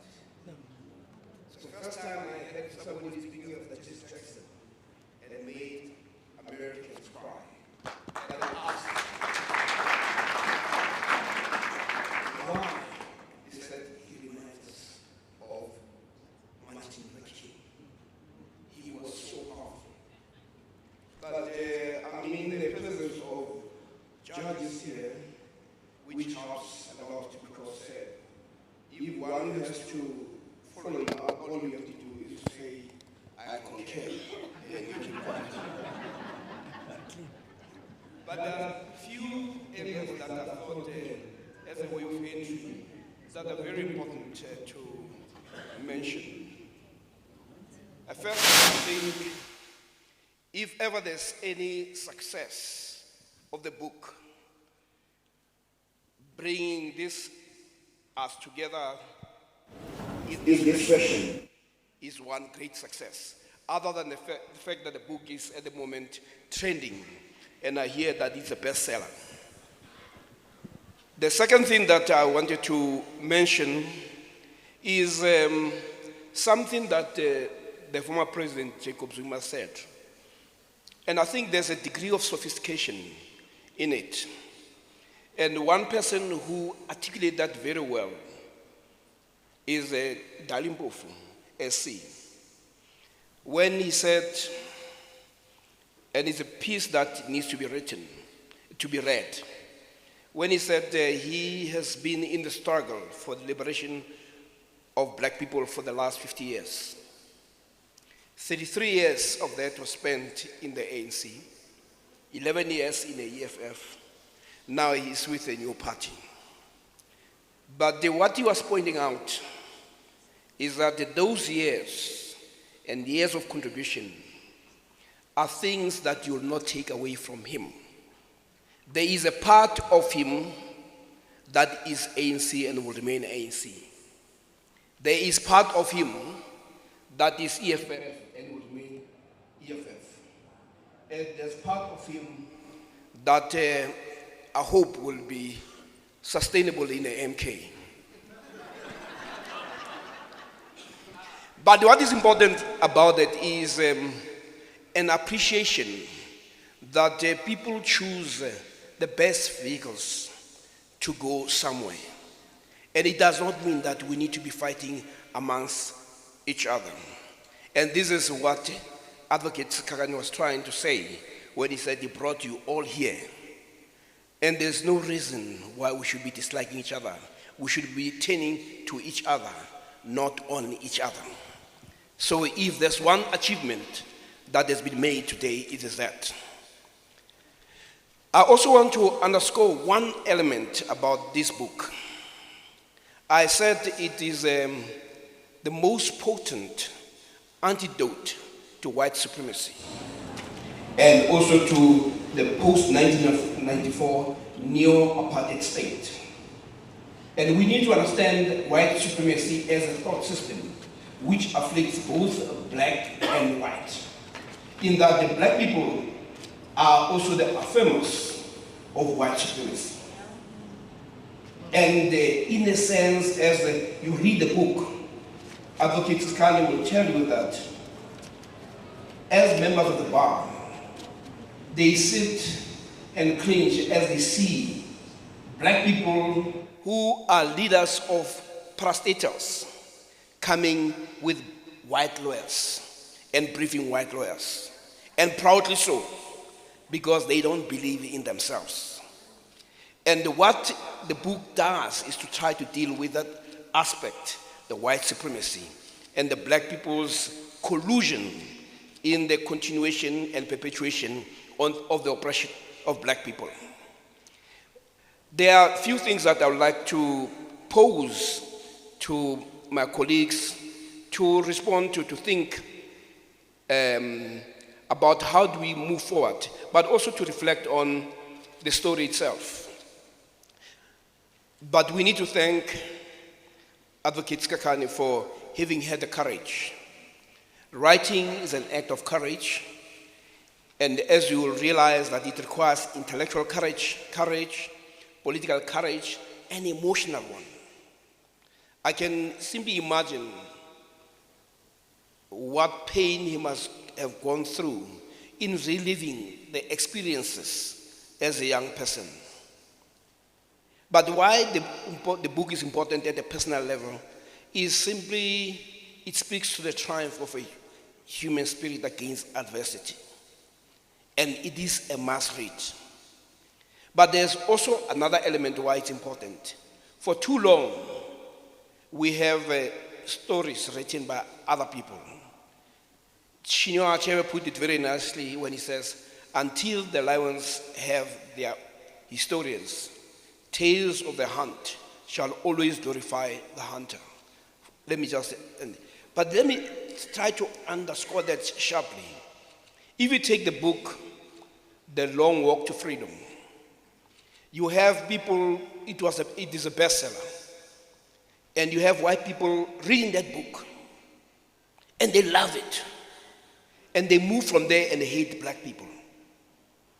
And they hate the ANC. It's because the book is written in such a way that it relieves. You can see Mandela there. And they can see Mandela and they can praise him. But they still go and hate black people. This book, let me quote one advocate. He says, this book forces you to pick a side. If still apathetic after reading it, you need urgent help. It is a book that says every judge, every advocate, every attorney, every lecturer, every law professor, every law student, every aspiring lawyer, every potential litigation client, all these people should read this book, close quote. I agree with him to a point, but I'll say every black person must read this book. Or let me put differently, you must read this book before you die. And one last point I want to put about this book, and the professor here, although he doesn't like being called a professor, said but you must say that. And this is, Frantz Fanon talks about that each generation must, out of relative obscurity, discover its mission, fulfill it or betray it. But what Advocate Sikhakhane has done, he has not only asked this generation to discover its mission, he has imposed the mission. The mission is about total liberation of African people. And it has to be radical, because if it is not radical, then you suffer from what King called the tranquilizing pill of gradualism, that it takes time. 30 years is too long. So I think we should actually thank him for having had the courage to write this book and put it together. And also, I also think we should thank the family. And I'm glad that he does say, I dedicate this book to every child and adult born into the margins of the human condition and whose lives are a perpetual struggle and who are often dehumanized as if they are not worthy of inhabiting the earth. That is what the book is dedicated to. And of course, it's dedicated also to the family, the sisters, but also I found this very touching because we often don't say this enough. It says, to a wife who has been an integral part of the journey, enduring, nurturing, and uplifting, she refrains from lamenting or resenting her union with a man whose existence perennially flirts with turmoil. And anybody who knows him, he always flirts with turmoil.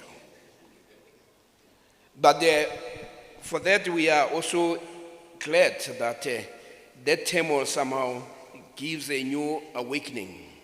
Now, there are a few issues that I wanted to ask you guys to respond to as a way of reflecting on the book. One is the issue of mental slavery, which comes out very strongly in the book. And the way one person who put it very nicely was Carter Goodwin Woodson, who said, when you control a man's thinking, you do not have to worry about his actions. You do not have to tell him not to stand here or go yonder.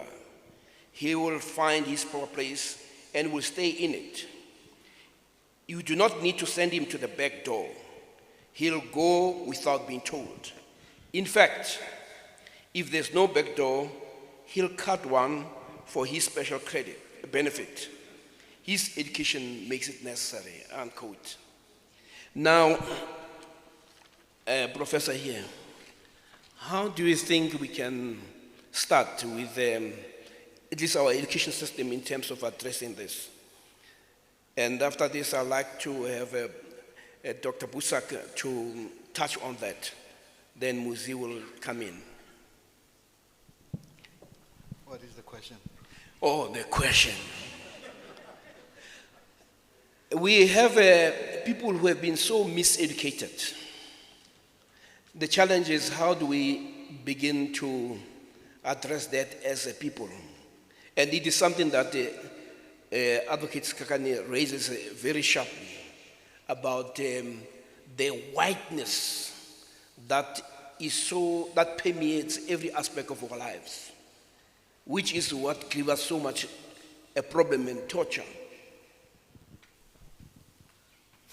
Thank you. I think this is it audible? No, am I audible? Oh, thank you very much.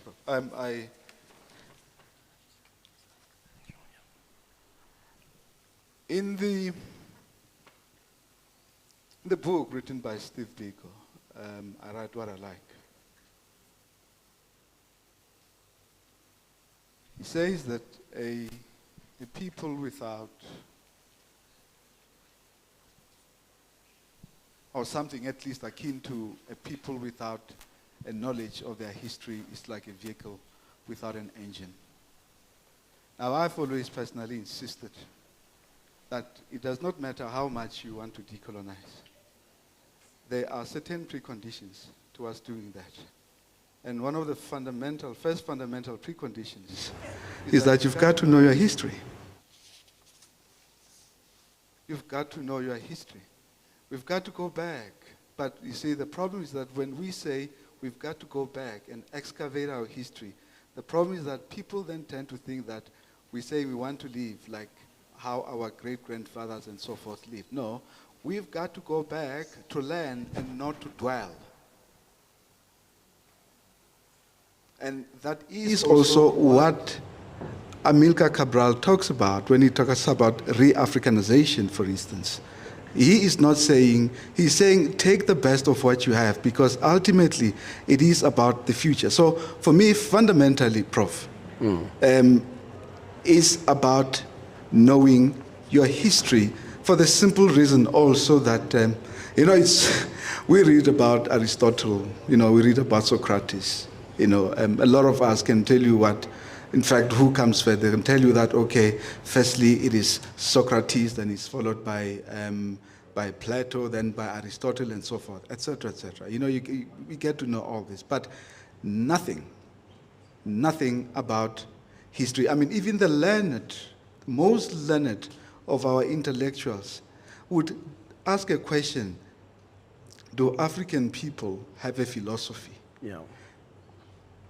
A very problematic question in itself, which exposes the fact that we do not take our history seriously. One of the most interesting books, obviously, is Chancellor Williams', I think, Chancellor Williams, the destruction of African civilization. We need to actually make reading African history, knowing African history fashionable, because it is through doing that we can then be able to come back and say, no, actually, liberal constitutionalism is quite new. It is not trans-historical. It has not always been there, and it is not going to be there for eternity. So in doing that, we are able to historicize a lot of things. We're able to historicize and say, okay, if a situation is like this, if we have this moment, if we read properly, our history properly, then it follows that there is a difference between liberalism and democracy. But for you to be able to make that distinction, you've got to go back, you've got to know your history. You've got to know that there's a difference between liberalism and capitalism, for instance, that those can be historicized, etc. So for me, Prof, I'm a great believer that without knowledge of history, you are not going to be able to move forward. But at least to the extent that you are able to move forward, I think you are going to move forward to a wrong direction. So in conclusion, the future past, it's important. Okay.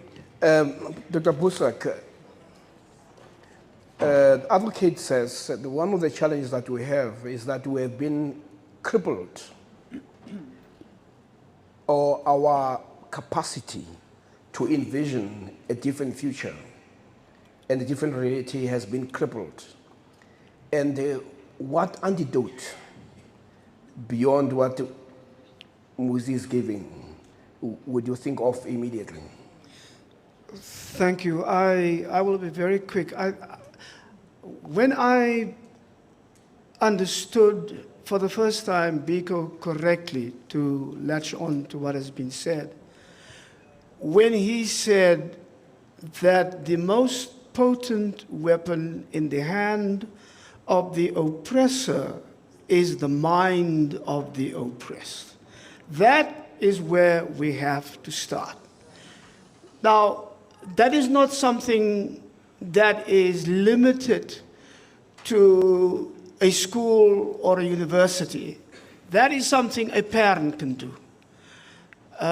We can teach our children, and we get our capacity to understand, or to make our children understand what a gift it is to have a mind, and what a curse it is to have that mind captured by those who oppress you.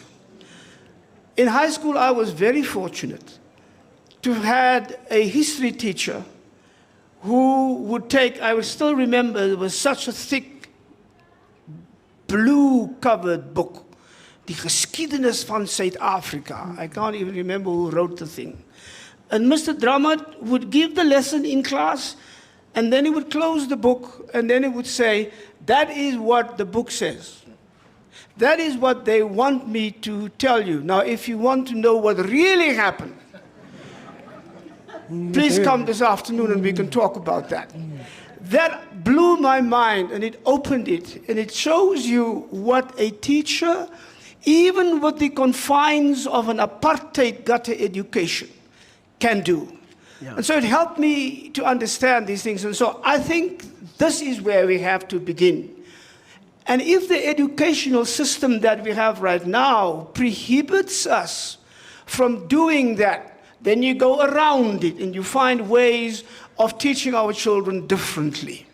And we have to do that at every level, in every discipline, because everything depends on how independent our thinking can be, how creative, how imaginative our thinking can be. But we have to break the hold of this colonial mindset that we have been living with for almost 4 centuries now, and up to this day we still have not broken it. Yeah.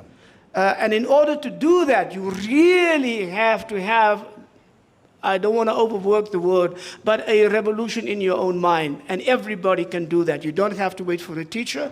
You certainly do not have to wait for a preacher, not the way some preachers are preaching these days. And you can do it yourself, and we have to, but we have to break it. Yeah. Lord says, the master's tools will not destroy the master's house.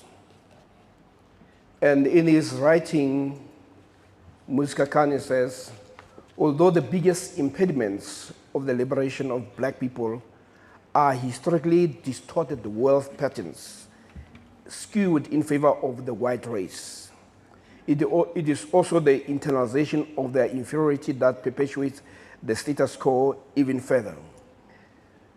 I know Muzi want to respond to that quickly, but Professor Shai says I must actually put this question to 1, Tokyo Sexwale, 2, to Dali Mpofu.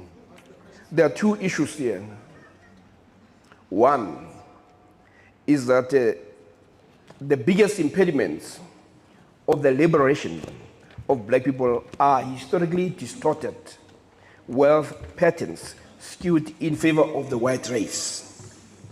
It is also the internalization of the inferiority that perpetuates the status quo even further. So there are two elements there. One is the skewed patterns. And the reason why I'm asking Tokyo Sexwale as a former premier is deliberate, because it is the people in government who patterns of even briefing works against the possibility.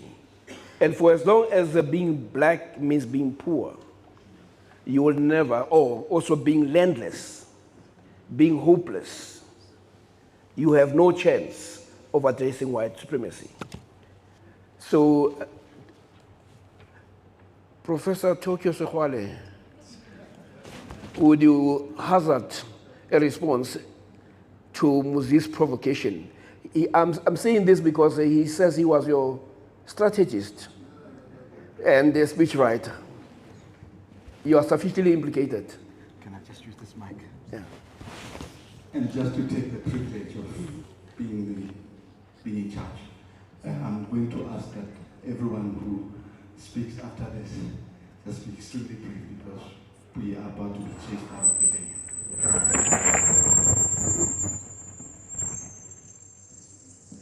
Well, I suspect the call for brevity refers to me. I came here for two primary reasons.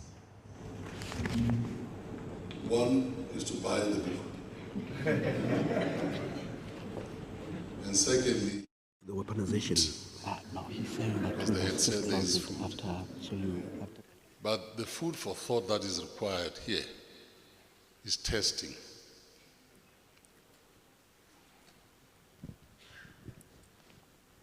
The night is short now, and I think there is fatigue as well. I just want to give you a light-hearted one, but it's a very fundamental thing, which was uttered by Madiba soon after our release. It's something that has stayed in my mind for this long.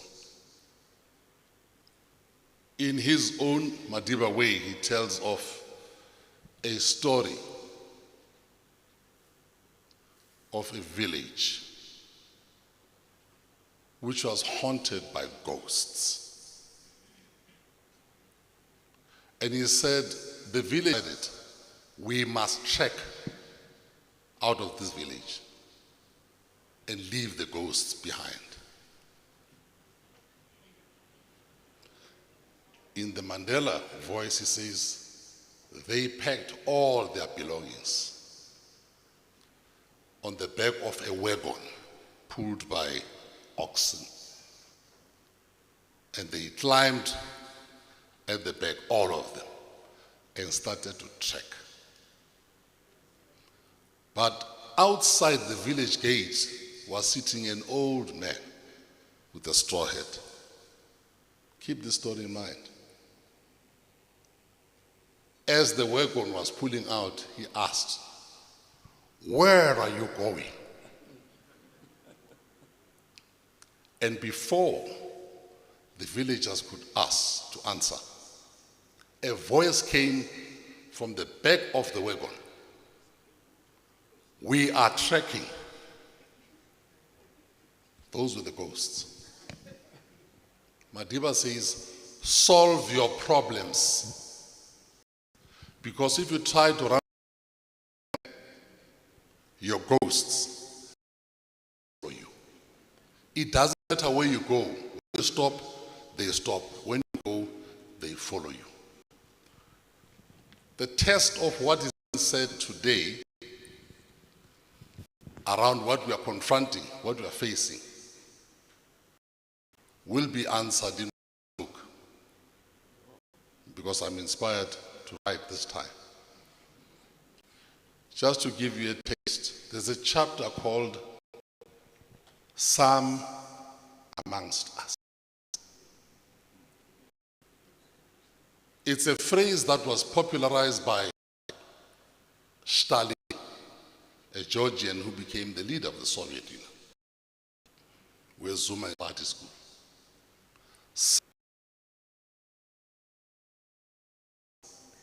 At a meeting of the Central Committee of the Communist Party of the Soviet Union, or to the region, everybody clears out who he is referring to. Your family,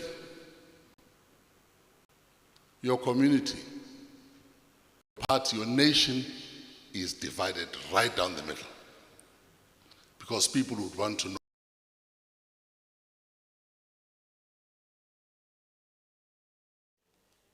And Doctor and SC. Yeah. Yeah. No, look, you're quite right. I don't think there's much to add really after what Dr. Boesak has put out here. But let me answer your question, at least from my perspective, in relation to some of the thought-provoking issues that Muzi raises in this book about the black condition. You see, the issue of power is really at the root of the black condition. The white supremacy and all these things is not a matter of pigmentation. It's a matter of power, particularly economic power. This thing called colonization. To colonize means to take somebody's land, right? And make it your own. And call it a colony. And that is what has afflicted us, not just as South Africans, but particularly as Africans. And so when we talk about the call for unity that Muzi refers to, and I'll take you to a passage where he talks about this idea of defying the divisions. That is at the heart of the issue. Now, if you don't address that and have democracy, kumbaya, let's all vote and be merry, that's not going to take us anywhere. So I think that is what is at the heart of a society that produces a Muzi Sikhakhane. Somebody who is able to defy the social pressures of white supremacy and forever seeking white approval. It's not easy. It's dangerous. It can, affect your family, as he says, but it has to be done. Those are the kinds of sacrifices that have to be done. When I hear Dr. Boesak speaking, I was reminded of the early 80s, where I could see that some of my people from the 80s are not here because they would have said, Boesak, Boesak, Boesak, when he takes us to the higher plane. But that is the tool that the Allan Boesaks of this world have brought and which we have forgotten. When we talk about this thing of unity, Prof, you referred to my paper, which I wrote about defying the T-shirt, as it were. Because what is that nonsense, by the way? What is that? The T-shirt and the political party. What is a political party, actually? What is that? What does that got to do with the revolution of all the people? It must surely be just a tool which you can dispense with it whenever it's at your own convenience, but not worship it to the detriment of the actual revolution reimagined. Now, so those are the bigger questions. So the issue of unity, for me, is at the center of this. unifying us as the oppressed and making sure that collectively we overcome our condition. You know, there is no revolution that can ever be won without unity. There's no army. I mean, imagine if you have an army and then it has 25 factions. How is it ever going to win any war? It will never. They'll just start annihilating each other. So whether you are a Marxist or Marxist-Leninist like me, you must believe in the Communist Manifesto, or if Solomon Paila is still here. And what does that document say? Workers of the world, what? Unite. Oh, there's at least a Marxist-Leninist. Yeah, oh, there he is. Yes. Viva Comrade Soli. Yeah. You have nothing to lose but your chains. Now, that was said in the 19th century. And as Allan Boesak is saying, you take the revolution to their period. What did they say? Apartheid divides, UDF unite. And that's how we overcame the apartheid regime at that level. So unless we learn that lesson, and that's why I say, for me, to answer your call, Dr. Boesak, the convention that you are imagining, which is better than the so-called national dialogue nonsense that is being spoken about. The convention must address those questions, and deeply so. Honestly, we must close the door, box each other, and get out there. As I say, we have to unite our people, whether they like it or not. Kicking and screaming, we take them through that path, because there's no other alternative. If you allow me, oh, well, you don't have to allow me because you're busy, so I'll take advantage. Yeah, if you allow me, I just want to read this passage from Muzi's book, which encapsulates some of this. It's on page 49. He says, although I aligned with the ANC and its non-racialist politics deep in my heart, Black consciousness and Pan-Africanism remain my orientation, shaping much of my approach towards politics to this day.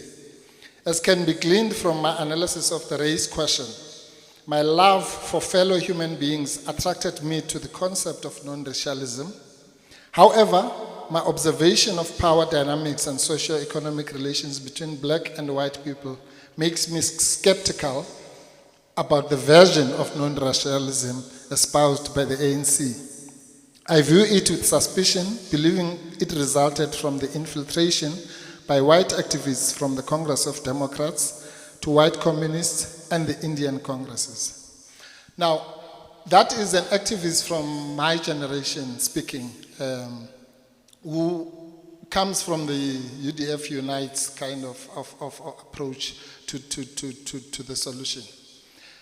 And so what we need really is this mental, get out of our lexicon, this mentality of being pigeonholed by the enemy, and the enemy dictating how we must fight them and telling us exactly, no, you can only do it like this, you can do it every 5 years, you can do it every 2.5 years, and so on, according to our rules. There's no enemy that's going to teach you how to fight them successfully. The last point is about the lawyering thing. What Muzi and JZ and all these people who are speaking here are saying is that justice, this thing called justice itself, you don't have to have an LLB and all these things. The idea of representing the poorest of the poor is itself going to attract fierce criticism, hatred, sometimes even death. But that has to be done. The dialectic between the hatred that you generate through the love for your people is something natural. And many of our heroes and heroines have gone through that path. So to the lawyers who are in the room, you are not a lawyer if you do not do what Muzi says in the book, which is that you must be able to stand for the most despised.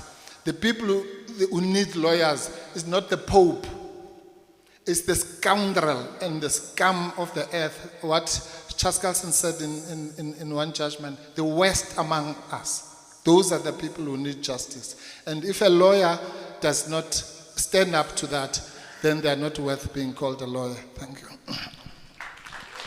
Yeah. Just to close from my part, it will be a disservice to the book if one does not unpack or raise the issue of the tools of oppression. One is the way the media has been weaponized against some people. That's the first one. The second is the weaponization of the NPA. The third one is the weaponization of the judiciary. And Muzi deals with that. A good example of the weaponization of the NPA and the media working together is a case of Duduzane Zuma, who was presented as a fugitive from justice. And when the young man came to bury his brother, he was manacled to the court. After he had been denigrated, and when the matter went to court, there was no case. And as if it was not enough, the NPA decided to start another case. And even that one collapsed because there was never a case. But you have people who can hide money and can call another president. And you can have people tortured. You can have people kidnapped. You have SARS saying, no, the money was not declared. And then you have a former president, Thabo Mbeki, saying, when you guys vote this way, are you suggesting to us that you know that the president has something to hide? And here you have luminaries in law, former Chief Justice, saying there is a case to answer. And the NPA is unable to move. So you have that. Then you have the court, where a case is debated, and all the black lawyers who are there are busy talking about, and the judges debate is about sufficient evidence or prima facie evidence. It takes a white judge to say, but let's talk about the real thing here. For 2 years, the matter was not reported. We know as a matter of fact that the money was there in the mattress. And if you talk about somebody who claims to be a businessman, the person will have put that money in the bank.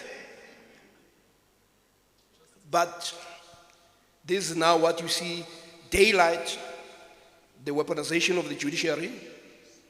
You also have the men saying, no, but I'm in the business of selling cattle, instead of being a president. Then you get surprised when he gets shocked about the status of Johannesburg. Thank you.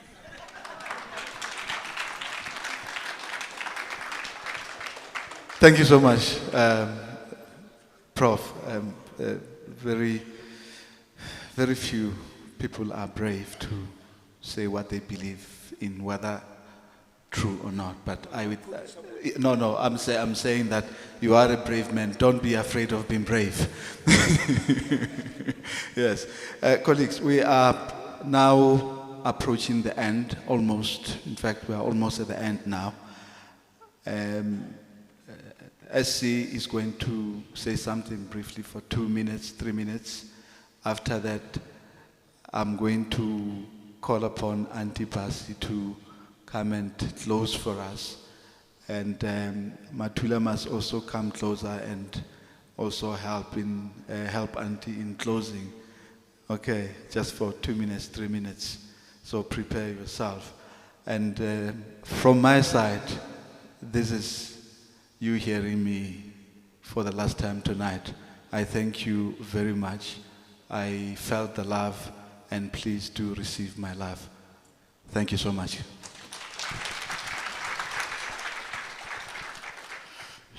When Reverend Allan Boesak read my book and graciously decided that he would write the foreword, he then asked me the question about what's in the epilogue. So what? We spoke about it. So what do we do? And he asked me if I would take the challenge. What are we to do? It's one thing to lay bare the state of our country, but what do we do?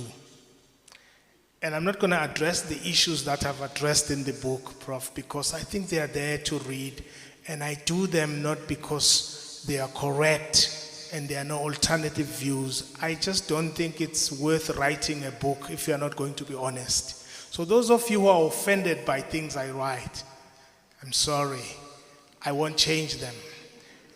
Write another book, tell your truth, but I had to tell mine, and that's it. But my answer to Allan Boesak was, we don't have money, both of us, nothing. But we're going to go from village to village, our own costs, to discuss what we are discussing today until we first called it the Black Convention, but we call it the People's Convention. Dr. Allan Boesak and I, with no help from the Oppenheimers or Ruperts, with no help from the CIA funders, alone, the two of us with those who want to join us, are going to start with the churches, the communities, the villages, the townships, to Khayelitsha, to Kwamashu, to Kiani, and everywhere, to our churches, to go and speak to our people who've been spiritually destroyed.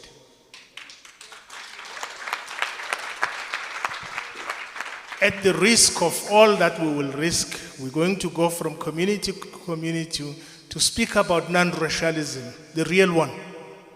We're going to call the People's Convention so that we sit and talk and move on and create for this country, for the people of God, for the people who are here, a situation where they can call freedom, liberation.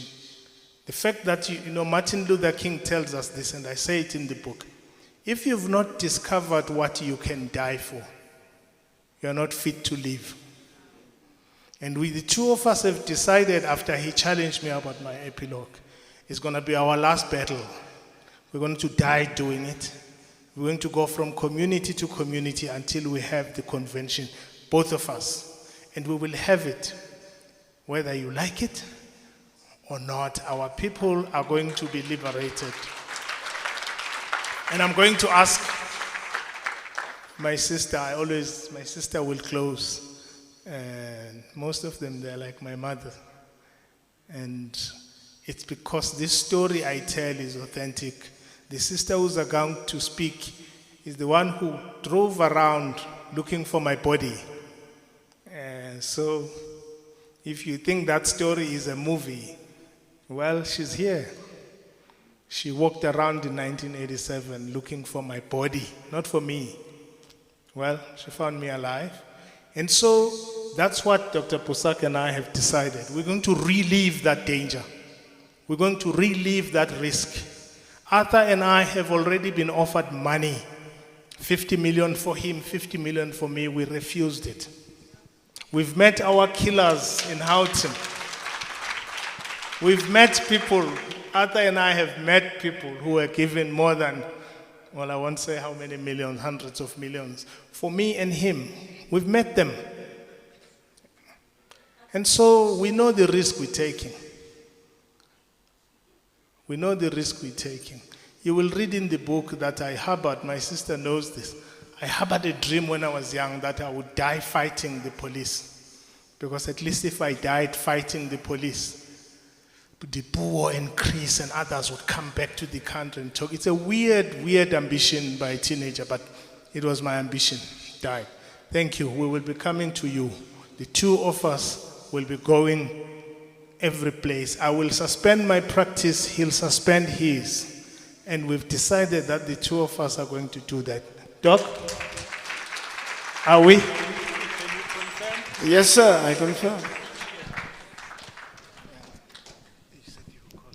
My sister? My sister can come and address you briefly and thank you. And Matula will give you a song. You want to come here, Sissy? Oh.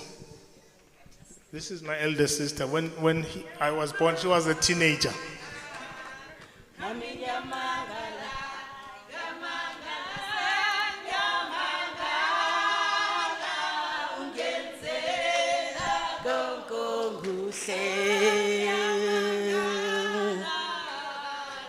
Yamangala, Yamangala, Yamangala, ungenzela gongo guhle.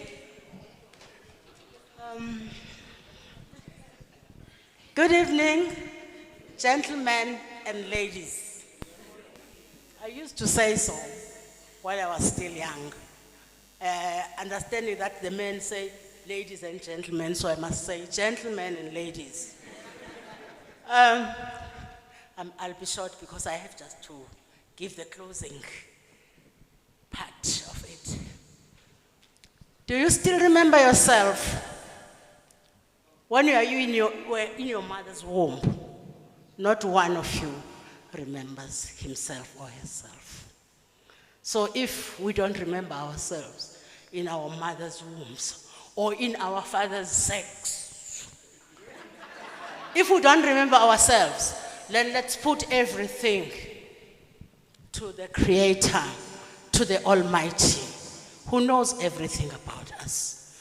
This evening was a very, very motivating and inspiring evening.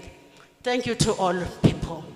Thank you to my little brother, because you have brought us here to say, we, the Mbube children, can do things. I would talk a lot about this, but time doesn't allow me. Therefore, after this evening session, let's go home, and before we sleep, we look into ourselves and we think about this. What is in this book? Decide. What are you going to do for your family? What are you going to do for the people you work with? What are you going to do for your community? What are you going to do for the whole world? If you decide that, then you know what you are going to do. You will be contributing a lot to the welfare of our people. To this book, which is the journey, a long journey. So I'm not going to be long. I'll just say, when we pray, I'll pray in isiZulu, but those that can join me can please join me. Because I'm sending all of you, thanking you and sending you, that when we come home, we think about what I have just said. We say, Nkulunkulu wokulunga nothando. Sibusise thina abantu baseMzansi neAfrika. Usize ukuba sihlale ekuthuleni kwakho. Nkosi, ngenze ngibe isandla sakho soxolo. Lapho kukhona inzondo, ngenze ngitshale uthando. Lapho kukhona ingxabano, ngenze ngitshale intethelelo. Lapho kukhona ukungezwani, ngenze ngitshale ukuzwana. Nkosi Nkulunkulu, ngenze ngibe isandla sakho soxolo. Ngenze ngingafuni ukuthandwa, kepha ukuthanda. Ngingafuni ukuzwelwa, kepha ukuzwela. Ngoba uma sipha, siyophiwa uNkulunkulu. Uma sithethelela, siyawuthethelela uNkulunkulu. Ekuzikhohlweni kwethu, siyawuthola uxolo olungenamkhawulo. Amen.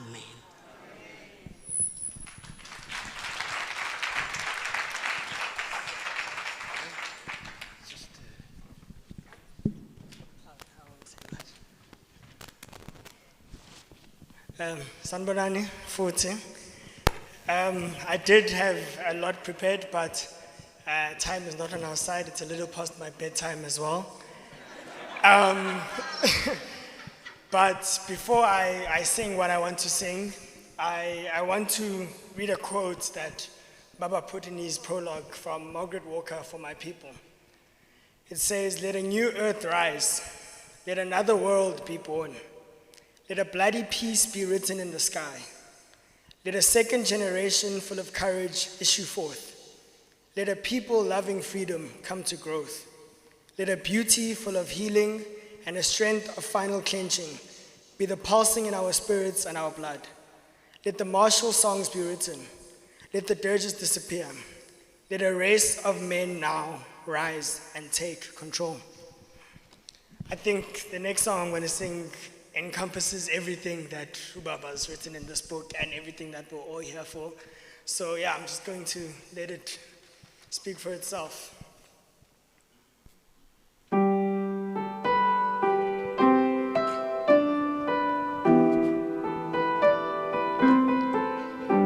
Oh, pirates, yes, they row by, sold out to the merchant ships. Minutes after they took I from the bottomless pit, but my hand was made strong by the hand of the Almighty. We forward in this generation triumphantly. Won't you help to sing these songs of freedom? All I ever have, redemption songs, redemption songs. Emancipate yourselves from mental slavery. None but ourselves can free our minds. Have no fear for atomic energy, 'cause none of them can stop the time. How long shall they kill our prophets, whilst we stand aside and look? Some say it is just a part of it. We've got to fulfill the book. Won't you help to sing another song of freedom? All I ever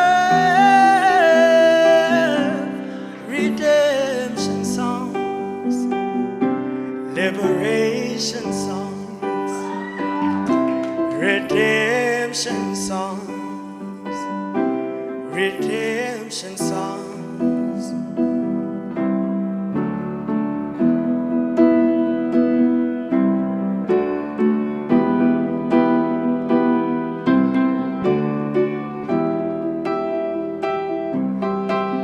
Emancipate yourselves from mental slavery.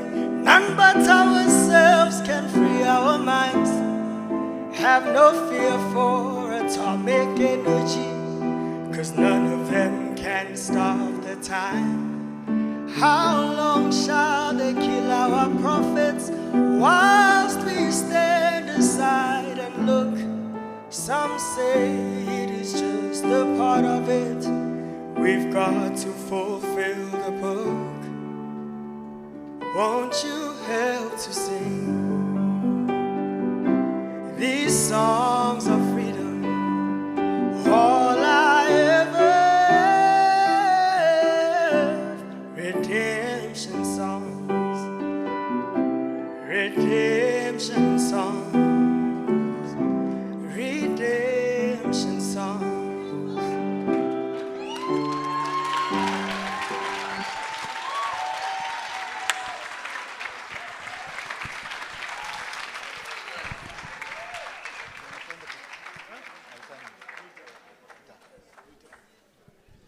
I said I won't speak, but because I love you so much, I'm just gonna say something.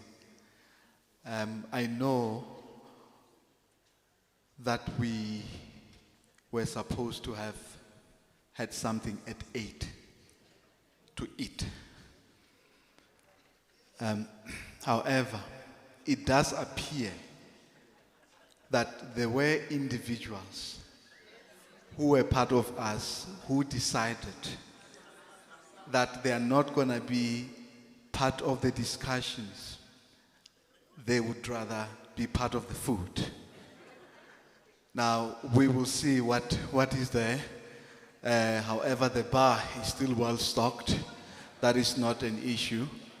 And those who would want to have SC sign their books, he will be available after that. But for tonight, African love, please be safe. So long.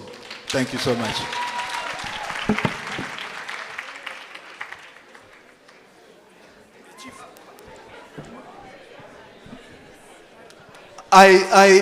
Before we leave, you know, I am told that I forgot to say thank you so much to SMWX.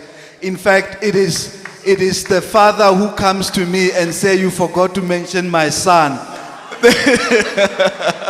Thank you so much, Sizwe. Thank you so much, Doc. Appreciate everything. Bye. She just say, aye.